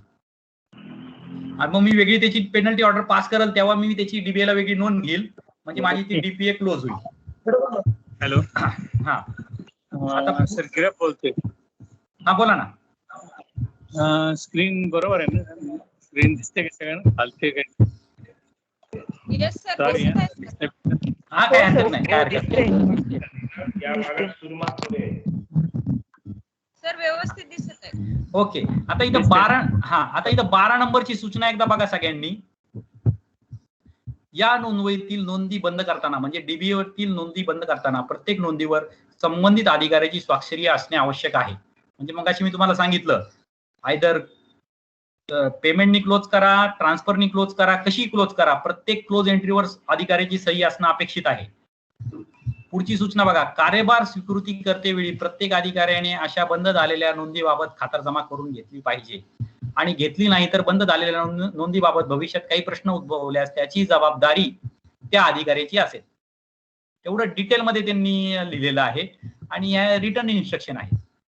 आणि पुढे त्यांनी गोष्टवारे दिलेले आहेत. आणि मगाशी जे सही बाबत काहींना धक्का बसला असेल टीएला पण, की अरे बापरे आपल्याला सही करायची डीबीवर, एवढे दिवस माहितीच नव्हतं. तर ते पूर्वीपासून चालत आलेलं आहे. बघा इथं ती प्रमाणपत्र आहे, जे मी तुम्हाला अपीलचं प्रमाणपत्र सांगितलं ते, दिनांक आहे, आणि लिपिकाची स्वाक्षरी, एसटीआयची स्वाक्षरी, अधिकाऱ्याची स्वाक्षरी आणि प्रभागीय प्रमुख म्हणजे सुपरवायझरी ऑफिसरची स्वाक्षरी. एवढ्या हे पूर्वीपासून चालत आलेलं आहे. आता जे जुने लोक आहेत त्यांना हे सगळं माहिती आहे, पण नवीन जे आलेत त्यांना हे पायंडा चुकीचा पडल्यामुळे माहिती झालेली नाही. तर या गोष्टी अपेक्षित आहे, आणि इन्स्पेक्शनच्या वेळेस हे कमिशन ऑफिसकडनंही बघितलं जातं, आणि एडीएम ऑफिस जे आहेत, जेसी एडीएम ऍडिशनल ऑफिस, त्यांनी पण हे बघणं अपेक्षित आहे. तर अशा प्रकारे डीबीएचा पाठ संपलेला आहे. माझ्याकडनं तर याबाबत सगळं मी सांगितलेलं आहे. तरी एक जाता जाता मी एक सर्वांना अजून एक सूचना करेल की प्रोसिडिंग कशी लिहावी याच्या गाईडलाईन्स ट्रेनिंग मे बी देत असतील किंवा झालं असेल, परंतु आत्ताच्या कोणत्याच मॅन्युअल मध्ये याच्या गाईडलाईन्स नाहीये. की जे जुनं पुस्तक आहे, तुम्हाला मी मगाशी सांगितलं जी गुलाबी रंगाची पुस्तिका आहे, त्यामध्ये त्या गाईडलाईन्स दिलेल्या आहेत, प्रोसिडिंग गाईडलाईन्स. तर त्या एकदा जरूर वाचा, जेणेकरून तुम्हाला भविष्यात म्हणजे ऍज अ टीए, एसटीआय किंवा ऑफिसर म्हणून काम कराल तेव्हा हे तुम्हाला फार उपयुक्त पडेल. 211 नंबर पानावरती कार्यवाही पत्र कसं लिहायचं याच्याविषयी एक 3 पानाची सूचना आहे. तर ती फार सुंदररित्या दिलेली आहे. तर मी त्याच्या डिटेलमध्ये जात नाही, कारण तेवढा सध्या वेळ पण नाही आणि आपला विषय पण नाही, परंतु रेकॉर्डच्या अनुषंगाने विषय असल्यामुळे मी तुम्हाला सांगतोय हे की प्रोसिडिंग कशी लिहावी यामध्ये फार सुंदर माहिती दिलेली आहे. की नोटीस काढल्यानंतर काय लिहावं, कसं लिहावं, हिअरिंग देताना कसं लिहावं, कधी सह्या घ्याव्या कोणाच्या, नाही घेतले तर काय अडचणी येतात, तहकुबी दिली असेल अपील हिअरिंगच्या वेळेस काय लिहावं, पेजिंग कसं करावं, याची फार सुंदर माहिती या पूर्ण ह्याच्यात दिलेली आहे. लोक काय काय चुका करतात प्रोसिडिंग लिहिताना, नुसता सह्या घेतात, प्रोसिडिंग नंतर लिहू म्हणतात, मग ते कोरीच राहून जाती आणि ट्रिब्युनलला अपीलला असे इश्यू होतात, ट्रिब्युनलला तर होतात की प्रोसिडिंग वरनं पण केसेस उडतात कधी कधी, प्रोसिडिंग वर जर चुकीची लिहिली असेल. आता एक उदाहरण देतो तुम्हाला की इन्व्हेस्टिगेशनला एखादी केसमध्ये इन्व्हेस्टिगेशन झालं आणि त्यांनी नोडलला माहिती कळवली की अशी केस आहे, तुम्ही त्याच्यात असेसमेंट केलेली आहे, परंतु इन्व्हेस्टिगेशन मध्ये असं लक्षात आलंय हा सी फॉर्म बोगस आहे, तरी तुम्ही त्याचं रिमेडियल ऍक्शन घ्यावी म्हणून ते कळवतात नोडलला. नोडलनी प्रोसिडिंग कशी लिहिली पाहिजे आणि कशी नाही लिहिली पाहिजे मी ते सांगतो तुम्हाला एक उदाहरण. तर नोडलवाल्यांनी जर प्रोसिडिंग अशी लिहितात काही जण की इन्व्हेस्टिगेशनने असं पत्र पाठवलेलं आहे, त्या अनुषंगाने आम्ही त्याला रेक्टिफिकेशनची नोटीस काढत आहोत आणि त्याची रेक्टिफिकेशन ऑर्डर पास करत आहोत, अशी प्रोसिडिंग लिहितात आणि ऑर्डर पास करतात. आणि जेव्हा अशी ऑर्डर ट्रिब्युनलकडे जाती तर ट्रिब्युनल त्याचं मेरिट बघत नाही, ती टेक्निकल ग्राउंडवर उडवतात. तुम्ही म्हणाल का उडवतात? तर कोणतीही असेसमेंट ऑर्डर ही दुसऱ्याच्या सांगण्याने करायची नसती. एनी ऑर्डर, असेसमेंट काय, कोणतीही ऑर्डर ही दुसऱ्याच्या सांगण्याने करायची नसती. Officer should apply his on mind, त्यांनी स्वतःचं माइंड अप्लाय केलं पाहिजे आणि मग ऑर्डर पास केली पाहिजे. दुसऱ्याच्या सांगण्याने जर ऑर्डर केली तर ती टिकत नाही कायद्याच्या चौकटीत. तर ऑफिसरनी प्रोसिडिंग कशी लिहिली पाहिजे, तर इन्व्हेस्टिगेशननी अशा फाइंडिंग आम्हाला कम्युनिकेट केल्या होत्या आणि I have gone through the findings communicated by the investigation, I have verified the facts and I am convince की बाबा हे असं घडलेलं आहे. Hence I have issued the rectification notice आणि मग I have pass the order. म्हणजे त्यांनी कळवलं, मी तपासलं आणि मी समाधानी झाल्यानंतर मी नोटीस काढत आहे आणि मग मी ऑर्डर पास करत आहे. म्हणजे मी माझा माइंड अप्लाय केलाय असं दिसलं पाहिजे प्रोसिडिंग वरनं. दुसऱ्याच्या सांगण्यावरनं जर तुम्ही ऑर्डर केली तर ती टिकत नाही. म्हणजे हा एक झाला प्रोसिडिंग लिहिण्यातला एक छोटा मुद्दा. अशा बऱ्याच गोष्टी आहेत प्रोसिडिंग लिहिताना. तर प्रोसिडिंग कशी लिहितो, तर इथे त्यांनी सुंदर एक हे वापरलेले त्या काळी. असे म्हणतात की घोड्याच्या चालीवरनं त्याची गुणवत्ता ठरविता येते. या चुकीचा वापर करून आपण असं जर म्हटले की कार्यवाही पत्राचे स्वरूप व निर्धारणा आदेशाच्या गुणवत्तेबद्दल बरेच काही सांगून जाते, तर हे फारसे चुकीचे ठरणार नाही. म्हणजे कार्यवाही पत्रावरनं त्याची क्वालिटी कळती कामाची. आणि पूर्वी टीए इन्स्पेक्टर फार सुंदर प्रोसिडिंग लिहायचे. ते व्यापाऱ्याला हिअरिंग अधिकारी सांगायचा आणि टीए एसटीआय लिहायच्या हाताने. म्हणजे व्यापाऱ्याला बोलवलं तर तिथं लिहिलं जायचं लगेच की dealer is called on this day. मग व्यापारी जर नाही आला तर लगेच पुढची प्रोसिडिंग लिहिली जायची की या तारखेला व्यापाऱ्याला बोलवलं होतं, तो आला नाही, त्यामुळे लगेच रिमाइंडर इश्यूड केलं, असं सगळं लिहिलं जायचं. व्यापाऱ्याला फोन जरी केला तरी लगेच प्रोसिडिंगला लिहिला गेला पाहिजे की व्यापाऱ्याला या नंबरवर फोन केला, हा हजर होता, त्याला या तारखेला यायला सांगितलं. आपण बऱ्याच गोष्टी तोंडी करतो आणि प्रोसिडिंगवर येत नाही आणि नंतर ते अपिलामध्ये अडचणी येतात. किंवा उद्याच कंप्लेंट झाली आणि अशा कंप्लेंट मी स्वतः व्हिजिलन्सला आता बघितलेल्या आहेत, तक्रारी होतात की बाबा आम्हाला ह्यांनी संधीच दिली नाही, आम्हाला काही पत्रच काढलं नाही आणि ह्यांनी आमची ऑर्डर पास केली एक्झॉर्बिटंट. तर मग त्यावेळेस प्रोसिडिंग बघितली जाते की प्रोसिडिंगवर काय लिहिलेलं आहे. तर प्रोसिडिंगवर काहीच नसेल आणि अधिकाऱ्यांनी जरी काही केलं असलं तरी बरोबर, तरी अननेसेसरी त्याच्या अगेन्स्ट मध्ये केस जाती. त्यामुळे प्रोसिडिंगला अनन्यसाधारण महत्व आहे. त्यामुळे प्रोसिडिंगचं हे प्रकरण एकदा वाचून घ्यावं सगळ्यांनी, अशी माझी विनंती आहे. तर माझ्याकडनं मी सर्व म्हणजे जे मला माहिती आहे ते सांगण्याचा प्रयत्न केला. सध्या मी काही इन्स्पेक्शनला काम करत नाही, मी ऍक्ट अँड रूल बघतो, माझं कोर फंक्शनिंग ते आहे. परंतु हे जे टेम्पलेट बनवलेत हे सर्क्युलर KVC 2001 काढणं, या सर्व गोष्टी माझ्या कार्यकाळात म्हणजे हे झाल्या होत्या. त्यामुळं हे ट्रेनिंग कडनं मला दरवेळेस याविषयी ट्रेनिंग द्यायला बोलवलं जातं. तरी काही कोणाला शंका असतील तर जरूर विचारा, माझ्याकडनं सगळा विषय झालेला आहे. धन्यवाद. Thank you sir, thank you. आभारी आहे. माले साहेब, थँक्यू. हा बोला. Okay, thank you. आपलं नेहमीप्रमाणे छान झालं लेक्चर आणि याविषयी म्हणजे अतिशय क्लिष्ट विषय तुम्ही एकदम सोप्या पद्धतीने हाताळून सांगताय, त्याबद्दल आपले आभारी आहे. कोणाचा आवाज येते? Mic hello. म्यूट करा. हा बोला. हॅलो. गिरफ बोला. साहेब हे सर सर्क्युलरची सर कॉपी मिळेल का सर आम्हाला? या कॉप्या एक कोणतरी बोलतंय मला वाटतं, कोण बोलतंय कळत नाही. आवाड कोण आहेत? गिरफ साहेब. हर्षद आवाड. हा. जरे तुम्ही प्रश्न विचारताय काय? हा बोला प्रश्न विचारा, काय हरकत नाही, बोला. प्रश्न विचारा. गिरफ साहेब, त्यांचा प्रश्न असा आहे की हे जे काही सगळं आहे त्याचे कॉपीज भेटतील का? तर हा चालेल ना. सर्क्युलरच्या कॉपीज पण वेबसाईट वर उपलब्ध आहे, इंटर्न ऑडिटच्या. आपला जो एम्प्लॉई कॉर्नर आहे तिथं. तरीही मी मागे एक टेम्पलेट मेल केलं होतं हे सगळं, जे काही हे जे सगळं माझ्याकडे मटेरियल आहे त्याचे टेम्पलेट वगैरे सर्व, तर ते पण मी मेल केले होते. जर पाहिजे तर मी पुन्हा सगळं तुम्हाला ह्याचे टेम्पलेट पण मेल करतो. याच्यामध्ये याचा फायदा असा होईल की तुम्हाला नव्याने ते हाताने लिहायची गरज पडणार नाही. तुम्ही याची प्रिंट मारून जरी तुमच्या रजिस्टरला चिटकवले हे सगळं, तरी तुम्हाला रजिस्टरचे कॉलम वगैरे भेटून जातील. कारण ते आम्ही एक्सेल वर्ड फाईल मध्ये बनवले, एक्सेल मध्ये बनवलेले. तर ते तुम्हाला उपयोगी पडतील. हे सगळं म्हणजे एडिटेबल आहेत ते सगळे. हे मटेरियल आम्ही ग्रुपवर शेअर करू. सर तुम्ही मेल करून टाका ट्रेनिंग सेक्शनला, मग ते आम्ही ग्रुपवर टाकू. त्यांचं सगळ्यांचा ग्रुप आहे सगळ्या कॅन्डिडेटचा. ठीक आहे, चालेल. हो. आभारी सर. आपण थांबूया का इकडे, कोणाला शंका नसेल तर? आणि या व्यतिरिक्त जर परत कधी शंका असेल तर कधी एनी टाइम कॉन्टॅक्ट करा. असं काही नाही की आजच विषय संपलाय. Any time. सोनालीने हात वरती केले. हॅलो सर, हा बोला. डीबी ऍब्स्ट्रॅक्ट काढतो ना आपण, त्याचा काही फॉर्मॅट आहे का फिक्स असा? बरोबर. आता तुम्ही जर 23/2017 सर्क्युलर बघाल तर त्याच्यामध्ये पूर्ण त्याचा फॉर्मॅट दिलेला आहे. तुम्हाला मी शेअर करतो, पाहिजे तर दाखवतो तो. आणि त्याचं सॉफ्ट कॉपी पण मी शेअर करतो सगळ्यांबरोबर.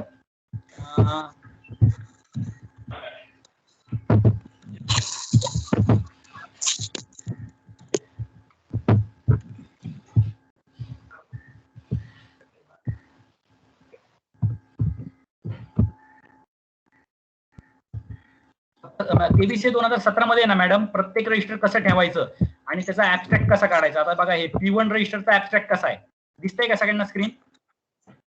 येस सर, दिसते. तसं डीबीएचा पण ऍब्स्ट्रॅक्ट तिथे दिलेला आहे.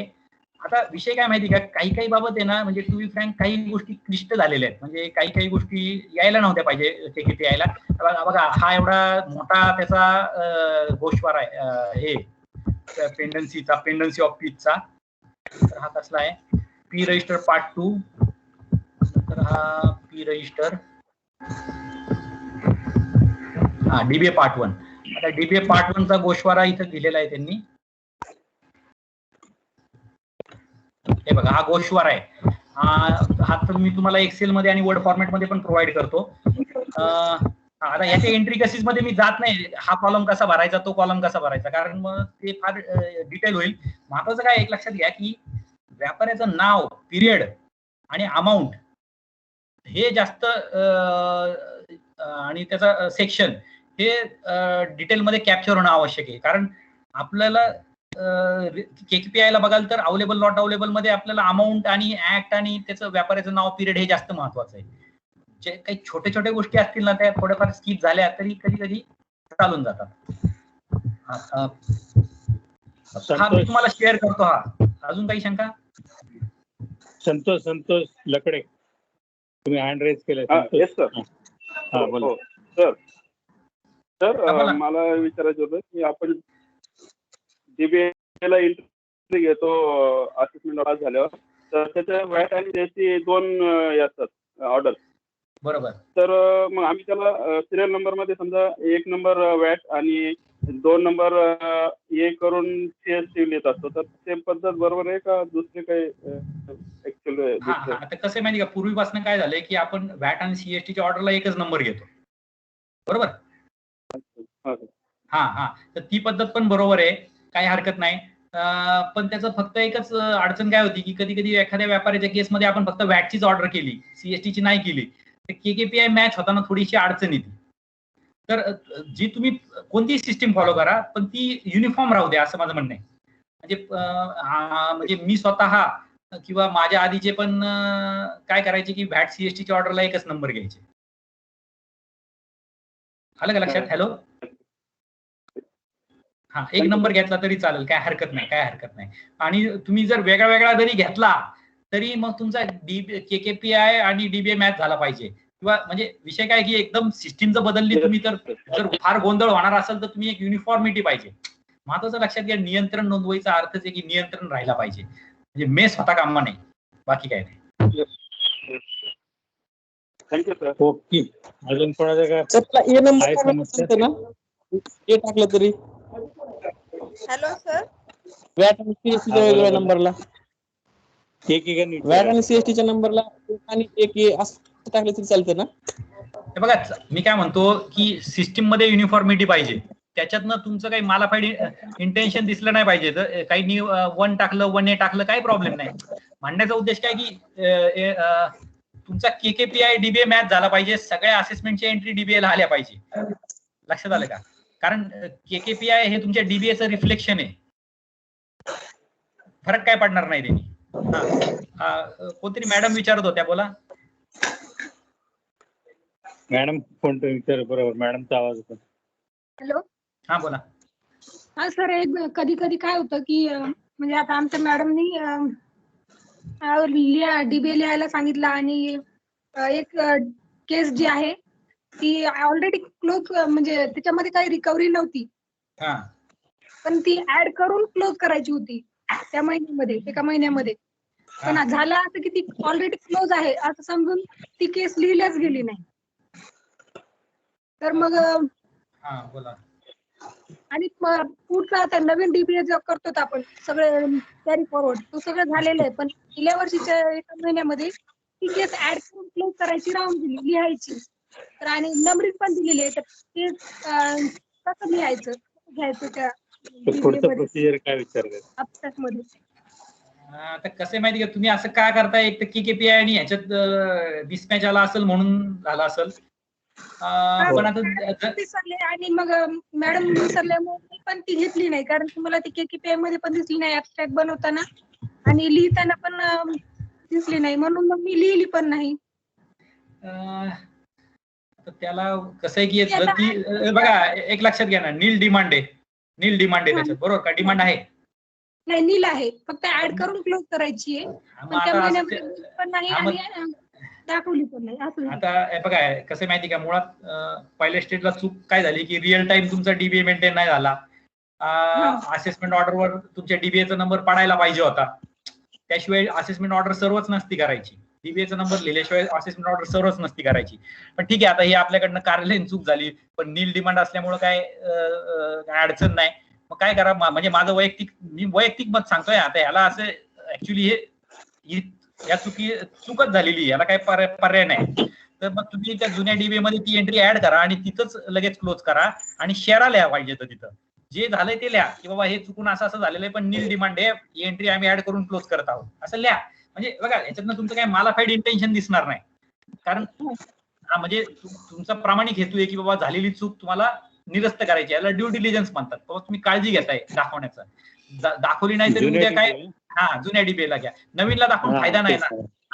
नवीनला दाखवून फायदा नाही, कारण की तुम्ही कॅरी फॉरवर्ड पण नाही दाखवणार आणि मग तुमचा KKPI मिसमॅच होऊन जाईल, असं माझं वैयक्तिक मत आहे. पण जे काही कराल ना ते तिथं लिहा, काय प्रॉब्लेम नाही, कारण तुमचं त्याच्यावरनं हेतू विषयी पण शंका कोणी घेणार नाही.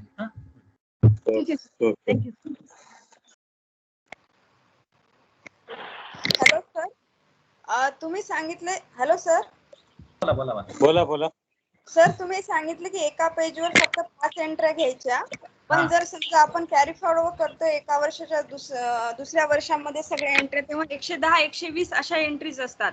तर तेव्हा आपण जर एका पेजवर समजा 6-7 घेतल्या तर काही हरकत नाही ना, कारण पेज खूप मोठं असते आणि रजिस्टर पटापट संपतात आणि अवेलेबल लवकर होत नाही एवढं मोठं रजिस्टर. बरोबर आहे. तर त्याला कसं आहे माहिती का, बघा आता 2 प्रकारचे रजिस्टर डिपार्टमेंटनी पुरवलेले आहेत, एक लय मोठं आहे आणि एक थोडस त्यांनी नंतर कापून छोटं पुरवलंय. म्हणण्याचा उद्देश काय, 4 ते 5 ओळी तुम्हाला भेटल्या पाहिजे एका एंट्रीला, कारण काय असतं की पुढं त्याचं अजून काही डेव्हलपमेंट होतील तर ते आपल्याला लिहायला जागा राहत नाही. मग म्हणजे अपीलमध्ये परत स्टे येतो किंवा आपण रिकव्हरीच्या वेगवेगळ्या ऍक्शन घेतो, तिथे त्या लिहिता आल्या पाहिजे, हेतू तो आहे.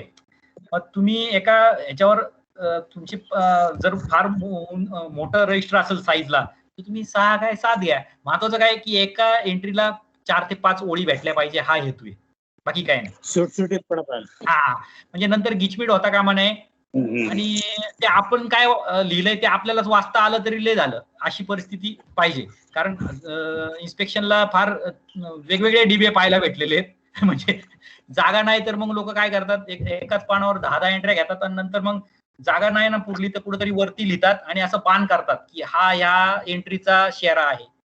म्हणजे जे आपण शाळेत करायचो ना तसं पण होतं.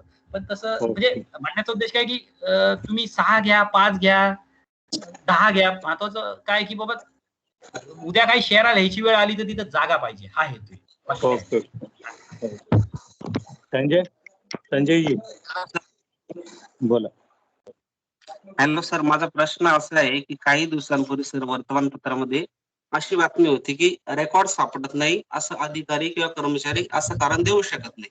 पण सर ते रेकॉर्ड जर आधीच्या ऑफिसर किंवा कर्मचाऱ्याकडून जर गहाळ झाला असेल सर, मग याला जबाबदार कोण सर? याला जबाबदार आता हे बघा, त्या जबाबदारीत मी जात नाही, पण तुम्हाला एक माहितीसाठी सांगतो की कायद्याने म्हणजे नियमाने जो ऑफिस रेकॉर्डचा हे जो आहे जबाबदार व्यक्ती हा क्लर्क आहे, TA लक्षात घ्या.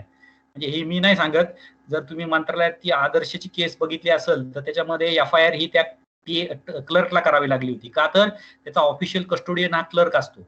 आता राहिला विषय की आधीचा अधिकारी जबाबदार, कर्मचारी जबाबदार का, मला काय माहिती हे झालं. एक लक्षात घ्या की ही एक रिले रेस आहे. म्हणजे काय की एक खेळाडू पळतो आणि तो नंतर ठराविक अंतर पार केल्यावर तो बॅटन आहे तो दुसऱ्या खेळाडूकडे देतो आणि तो दुसरा खेळाडू तो बॅटन घेऊन पुढे जात असतो. तर तो बॅटन देताना काळजीने पूर्वकच द्यायचा आहे तरच ती रेस जिंकणार आहे. तसं चार्ज देताना देणाऱ्यांनी नीट द्यायचा आहे आणि घेणाऱ्यांनी पण नीट घ्यायचा आहे. घेणाऱ्यांनी डोळे दाखवून घ्यायचा नाही, हाच त्याला उपाय आहे. त्यामुळे घेणाऱ्यांनी काय करायचंय, हे जे टेम्पलेट तुम्हाला दाखवलंय ना मी, यानुसार रजिस्टर आहेत का बघायचे, गोषवारा शेवटचा काढलाय का, शेवटच्या गोषवारीवर सही आहे का, हे बघून घ्यायचं. म्हणजे उद्या तिथपर्यंत सगळ्या धारीने चेक करून घ्यायच्या रिकव्हरीच्या, या 10 धारीने आहेत का. कारण असेही प्रकार होतात की KKPI ला दाखवलेलं असतं 10 केसेसमध्ये 10 कोटीची डिमांड आहे पेंडिंग आहे, पण त्या 10 धारीने रिकव्हरीच्या नसतातच, 7-8च असतात. मग ते उरलेले 2-3 रिकव्हरीचं काय. मग ते नंतर 2-4 महिन्यांनी वर्षभराने शोधत बसण्यापेक्षा चार्ज घेताना हे बघून घ्यायचं असतं. आजकाल चार्ज ह्या CTC वरती एक सही करून माणूस मोकळा होतो, तसं नसतं. पूर्वी चार्ज एक दिवस जायचा की बाबा तुम्ही कपाट बघितली पाहिजे, कोणतं कपाट आहे माझं, त्याच्यात त्या धारीने आहेत का महत्वाचे. आणि हे बघा सगळ्या गोष्टी बघणं शक्य नाही, पण जे पेंडिंग इश्यूज आहेत म्हणून मी तुम्हाला सांगितलं STRA रजिस्टर बघून घ्या, पेंडिंग फीजचं रजिस्टर बघून घ्या, DBA बघून घ्या, त्या धारीने रिकव्हरी रजिस्टर बघून घ्या, त्यानुसार धारीने आहेत का, हे बेसिक जे आहे ते तर बघून घ्या. हालचाल नोंदवही त्यात कोणते रजिस्टर आहेत शेवटचा, आणि अधिकाऱ्याकडनं चार्ज घेताना किंवा कर्मचाऱ्याकडनं चार्ज घेताना त्याचा शेवटचा DBA शेवटचा गोषवारा अपडेट करून घ्या, त्याची सही घ्या की आजच्या घडीची ही पोझिशन आहे. म्हणजे उद्या जरी काय झालं तर तुम्हाला म्हणता येतं की बाबा मी चार्ज घेतला तेव्हा हे होतं आणि मी हे बघून घेतलेलं आहे. या व्यतिरिक्त काय असेल तर मला काय माहिती. आलं का लक्षात. आणि आता एक जर तुम्हाला 1-2 मिनिटं वेळ असेल तर मग मी तुम्हाला कपाटात फाईली कशा ठेवायच्या ते पण सांगतो आणि ते शोधायच्या कशा. नाहीतर अशी गंमत होती की फाईल पण सापडत नाही. लक्षात आलं का तुमच्या, फाईलही सापडत नाही अशी आपल्याकडे परिस्थिती आहे. तर आम्ही एक सिस्टीम बनवली होती ती माझ्या वैयक्तिक लेवलला होती. म्हणजे जर तुम्हाला इच्छा असेल तर मी तुम्हाला ती 2 मिनिटात सांगतो की जेणेकरून तुम्हाला भविष्यात सांगा.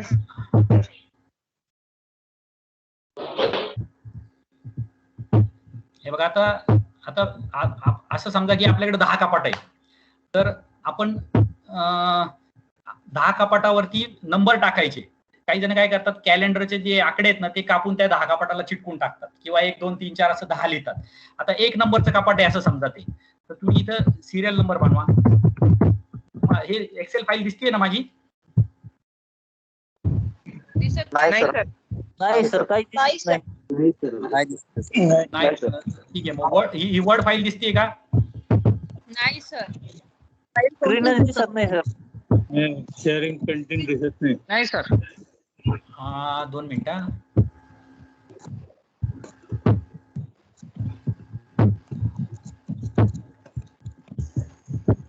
हा दिसते आता. नाही दिसते. सर दिसते. हा दिसतोय सर, दिसतोय.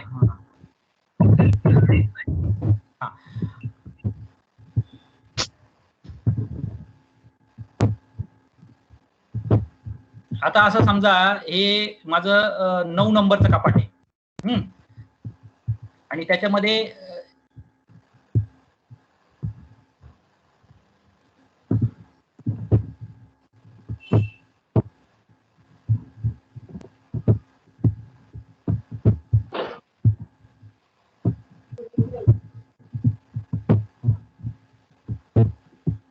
हे माझं 9 नंबरचं कपाट आहे आणि ह्याच्यामध्ये 3 राखणे आहेत. 1 2 3 1 2 3 1 2 3 असे 9 राखणे आहेत. किंवा जरी कपाट मोठा असलं तरी त्याला आपण 3 राखण्यामध्ये 3 बंडल मध्ये फाईल ठेवायचे. इथं एक बंडल ठेवायचं, इथे एक बंडल ठेवायचं, इथे एक बंडल ठेवायचं. असं जर केलं तर सिरियल नंबर टाकायचा. समजा XYZ केस असेल, एक्सेल मध्ये ही फाईल मेंटेन करायची आणि चार्ज देताना ह्याची प्रिंट मारून एक फाईलला ठेवायची आणि एक त्या कपाटाला चिटकून टाकायची. आता ही 2009-10चा पिरियड आहे, XYZ ची केस आहे. आता त्याचं लोकेशन कसं लिहिणार, तर तुम्ही लेफ्ट मिडल राईट, ही लेफ्ट बाजू झाली. कपाटाचे 3 भाग केले, समजा लेफ्ट मिडल राईट. 9 नंबरचं कपाट आहे. मग तुम्ही आता समजा इथं ही XYZ ची केस ह्या बंडल मध्ये ठेवलेली किंवा ह्या बाजू साईडला ठेवलेली आहे, तर याच्यासमोर लोकेशन लिहायचं. त्याचं लोकेशन काय येणार, 9 नंबरचं कपाट, लेफ्टला ठेवलेली आहे फाईल. सॉरी, रॅक किती येणार, 1 नंबर रॅक आहे, 1 2 3 हे रॅक नंबर आहे समजा, 1 2 3. तर मग तुम्ही काय म्हणणार, 9 नंबरचं कपाट, 1 नंबरची रॅक आणि लेफ्ट साईडला मी ही फाईल ठेवलेली. म्हणजे जर ही फाईल शोधायची असेल तर तुम्ही 9 नंबरच्या कपाटात तुमचा माणूस जाईल, लेफ्ट बाजूला 1 नंबरच्या रॅकला बघल, असं लोकेशन इथं टाकलं. आता हे लोकेशनचं नॉमेनक्लेचर काही बनवा तुम्ही, अक्षांश रेखांशासारखं आहे. म्हणजे तो माणूस ट्रेस झाला पाहिजे, हा विषय. आता समजा ABC फाईल आहे, ABC व्यापाऱ्याची काय समजा 10-11ची फाईल आहे. तुम्ही ह्याच्यात अजूनही ऍड करू शकता की बाबा हा किती फाईली आहेत, 4 फाईली 5 फाईली. आणि इथं समजा आता ही फाईल मी इथं ठेवली, ABC ची फाईल इथं ठेवली आहे. तर काय लोकेशन येणार याचं सांगा बरं, कुणी एकानी कुणी सांगा. 9 ऑब्लिक म्हणजे 9 नंबर कपाट, 2 म्हणजे त्याचा हा रॅक झाला आणि कुठं ठेवली आहे, मिडलला ठेवली. आता ही तुम्ही एक्सेल मध्ये पण फाईल ठेवा, प्रिंट मारून एका फाईललाही लावून ठेवा आणि याची एक प्रिंट मारून त्या कपाटाला चिटकून टाका. कारण क्लोज झालेली कपाटाला आपल्याला सारखा हात नाही लावावा लागत. हार्डली एखादं कपाट असतं की जे आपल्याला रेग्युलरली हाताळावं लागतं. आता ही तुमची एक्सेल मध्ये झाली, तुम्ही एक्सेल मध्ये कधी सर्च करू शकता, अरे XYZ केस आहे माझी, मग तुम्ही फिल्टरही लावू शकता. इथं फिल्टर लावला का तुम्ही लगेच हे 9 मिडल मध्ये ही फाईल आहे, 9 नंबर कपाटामध्ये जाऊन बघा रे, आलं का लक्षात असं. आणि हे मी माझा प्रॅक्टिकल अनुभवातून सांगतो की मी इन्व्हेस्टिगेशनला होतो, माझ्याकडे जवळपास 20 ते 30 कपाटं होते. माझी बदली पुण्याला झाली आणि पुण्याला गेल्यानंतर मला त्या ऑफिसरचा फोन यायचा की अहो साहेब ही फाईल महत्वाची, ही कुठे आहे, सापडत नाही. तर मी त्याला तिथं बसून सांगायचो की बाबा तू त्या 10 नंबरच्या कपाटामध्ये 4 नंबरच्या रॅकमध्ये मिडलला एक गठ्ठा आहे, त्याच्यात ती फाईल आहे बघ बरं. कारण ही एक्सेल फाईल तुम्ही कुठे कॅरी करू शकता, प्रिंट मारून ठेवू शकता, कपाटाला चिटकून ठेवू शकता. अशा प्रकारे तुम्ही फाईल रेकॉर्ड बघा. हे माझी सिस्टीम झाली. तुम्ही इनोव्हेटिव्ह काही अजून करू शकता जेणेकरून तुमचं रेकॉर्ड ट्रेस झालं पाहिजे, हे महत्वाचं आहे. नाहीतर आपला निम्मा वेळ जुनं झाल्या ना गोष्टी तर 1-1 2-2 3-3 दिवस फाईल शोधण्यात जातो, अशी परिस्थिती आहे. ह्याच्या पुढे तुम्ही रिमार्कही मारू शकता की समजा ही फाईल मी आता जर अपीलला पाठवली असेल तर 9-1 लेफ्ट मधनं तुम्ही इथं लिहून टाका सेंड टू अपील. उद्या जर तुम्ही ही फाईल शोधली तर तुम्ही म्हणू शकता अरे इथं या रॅक मध्ये होती पण ती आता अपीलला गेलेली. एक्सेल अपडेट होत राहतं. लक्षात आलं का? म्हणजे तुम्ही टेक्नॉलॉजीचा वापर करून घ्या आणि म्हणजे तुमचा वेळ पण वाचल आणि हँडी होईल सगळ्या गोष्टी. हे माझं वैयक्तिक सिस्टीम होती, म्हणजे हे काय ऑफिशियल नाहीये, पण तुम्ही अशा प्रकारे नॉमेनक्लेचर बनवू शकता काही पण त्याचं लोकेट करण्यासाठी. ठीक आहे, याबद्दल एवढंच मी सांगतो. थँक्यू सर, आभारी आहे. तुम्ही तुम्हाला वेळ कमी पडतोय ही आमच्यासाठी आनंदाची गोष्ट आहे. ऍक्च्युली वेळ म्हणजे एवढं तुम्ही सांगताय उत्साहाने आणि एवढं मुलांच्या समोर मांडताय की हे सगळं असं शिकायला पाहिजे, खरंच खूप भाग्यवान आहे बॅच. तर अजून कोणाला काही प्रश्न असतील तर थांबवायचं का आपण इकडे? हॅलो, आवाज येतोय का? Yes okay. आपण 2 वाजता भेटूया. 2 वाजता शार्प या. म्हणजे 2ला आज जरा लगेच लंच आटपा करणार. शेवटचा दिवस आहे. पुन्हा 3 लेक्चर्स आहेत आपले. तर लवकरात लवकर जेवण संपवून लंच संपवून या. जॉईन व्हा. काही जॉईन नाही झाले तर म्हणजे जॉईन म्हणजे लेफ्ट होऊ नका. परत जॉईन होताना प्रॉब्लेम होतो म्हणून सांगतो. किंवा मग कसं असेल सोयीस्कर असेल त्याप्रमाणे करा. पण 2च्या अगोदर या असं माझं म्हणणं आहे. तुमचं आपण लेक्चर सुरू करणार. थँक्यू. आभारी सर. मारे सर थँक्यू. आपल्या हो धन्यवाद. आणि तुमचा मी जास्त वेळ घेतल्यामुळे शेवटच्या दिवशी सॉरी. ठीक आहे. ओके धन्यवाद. Thank you sir. Thank you sir.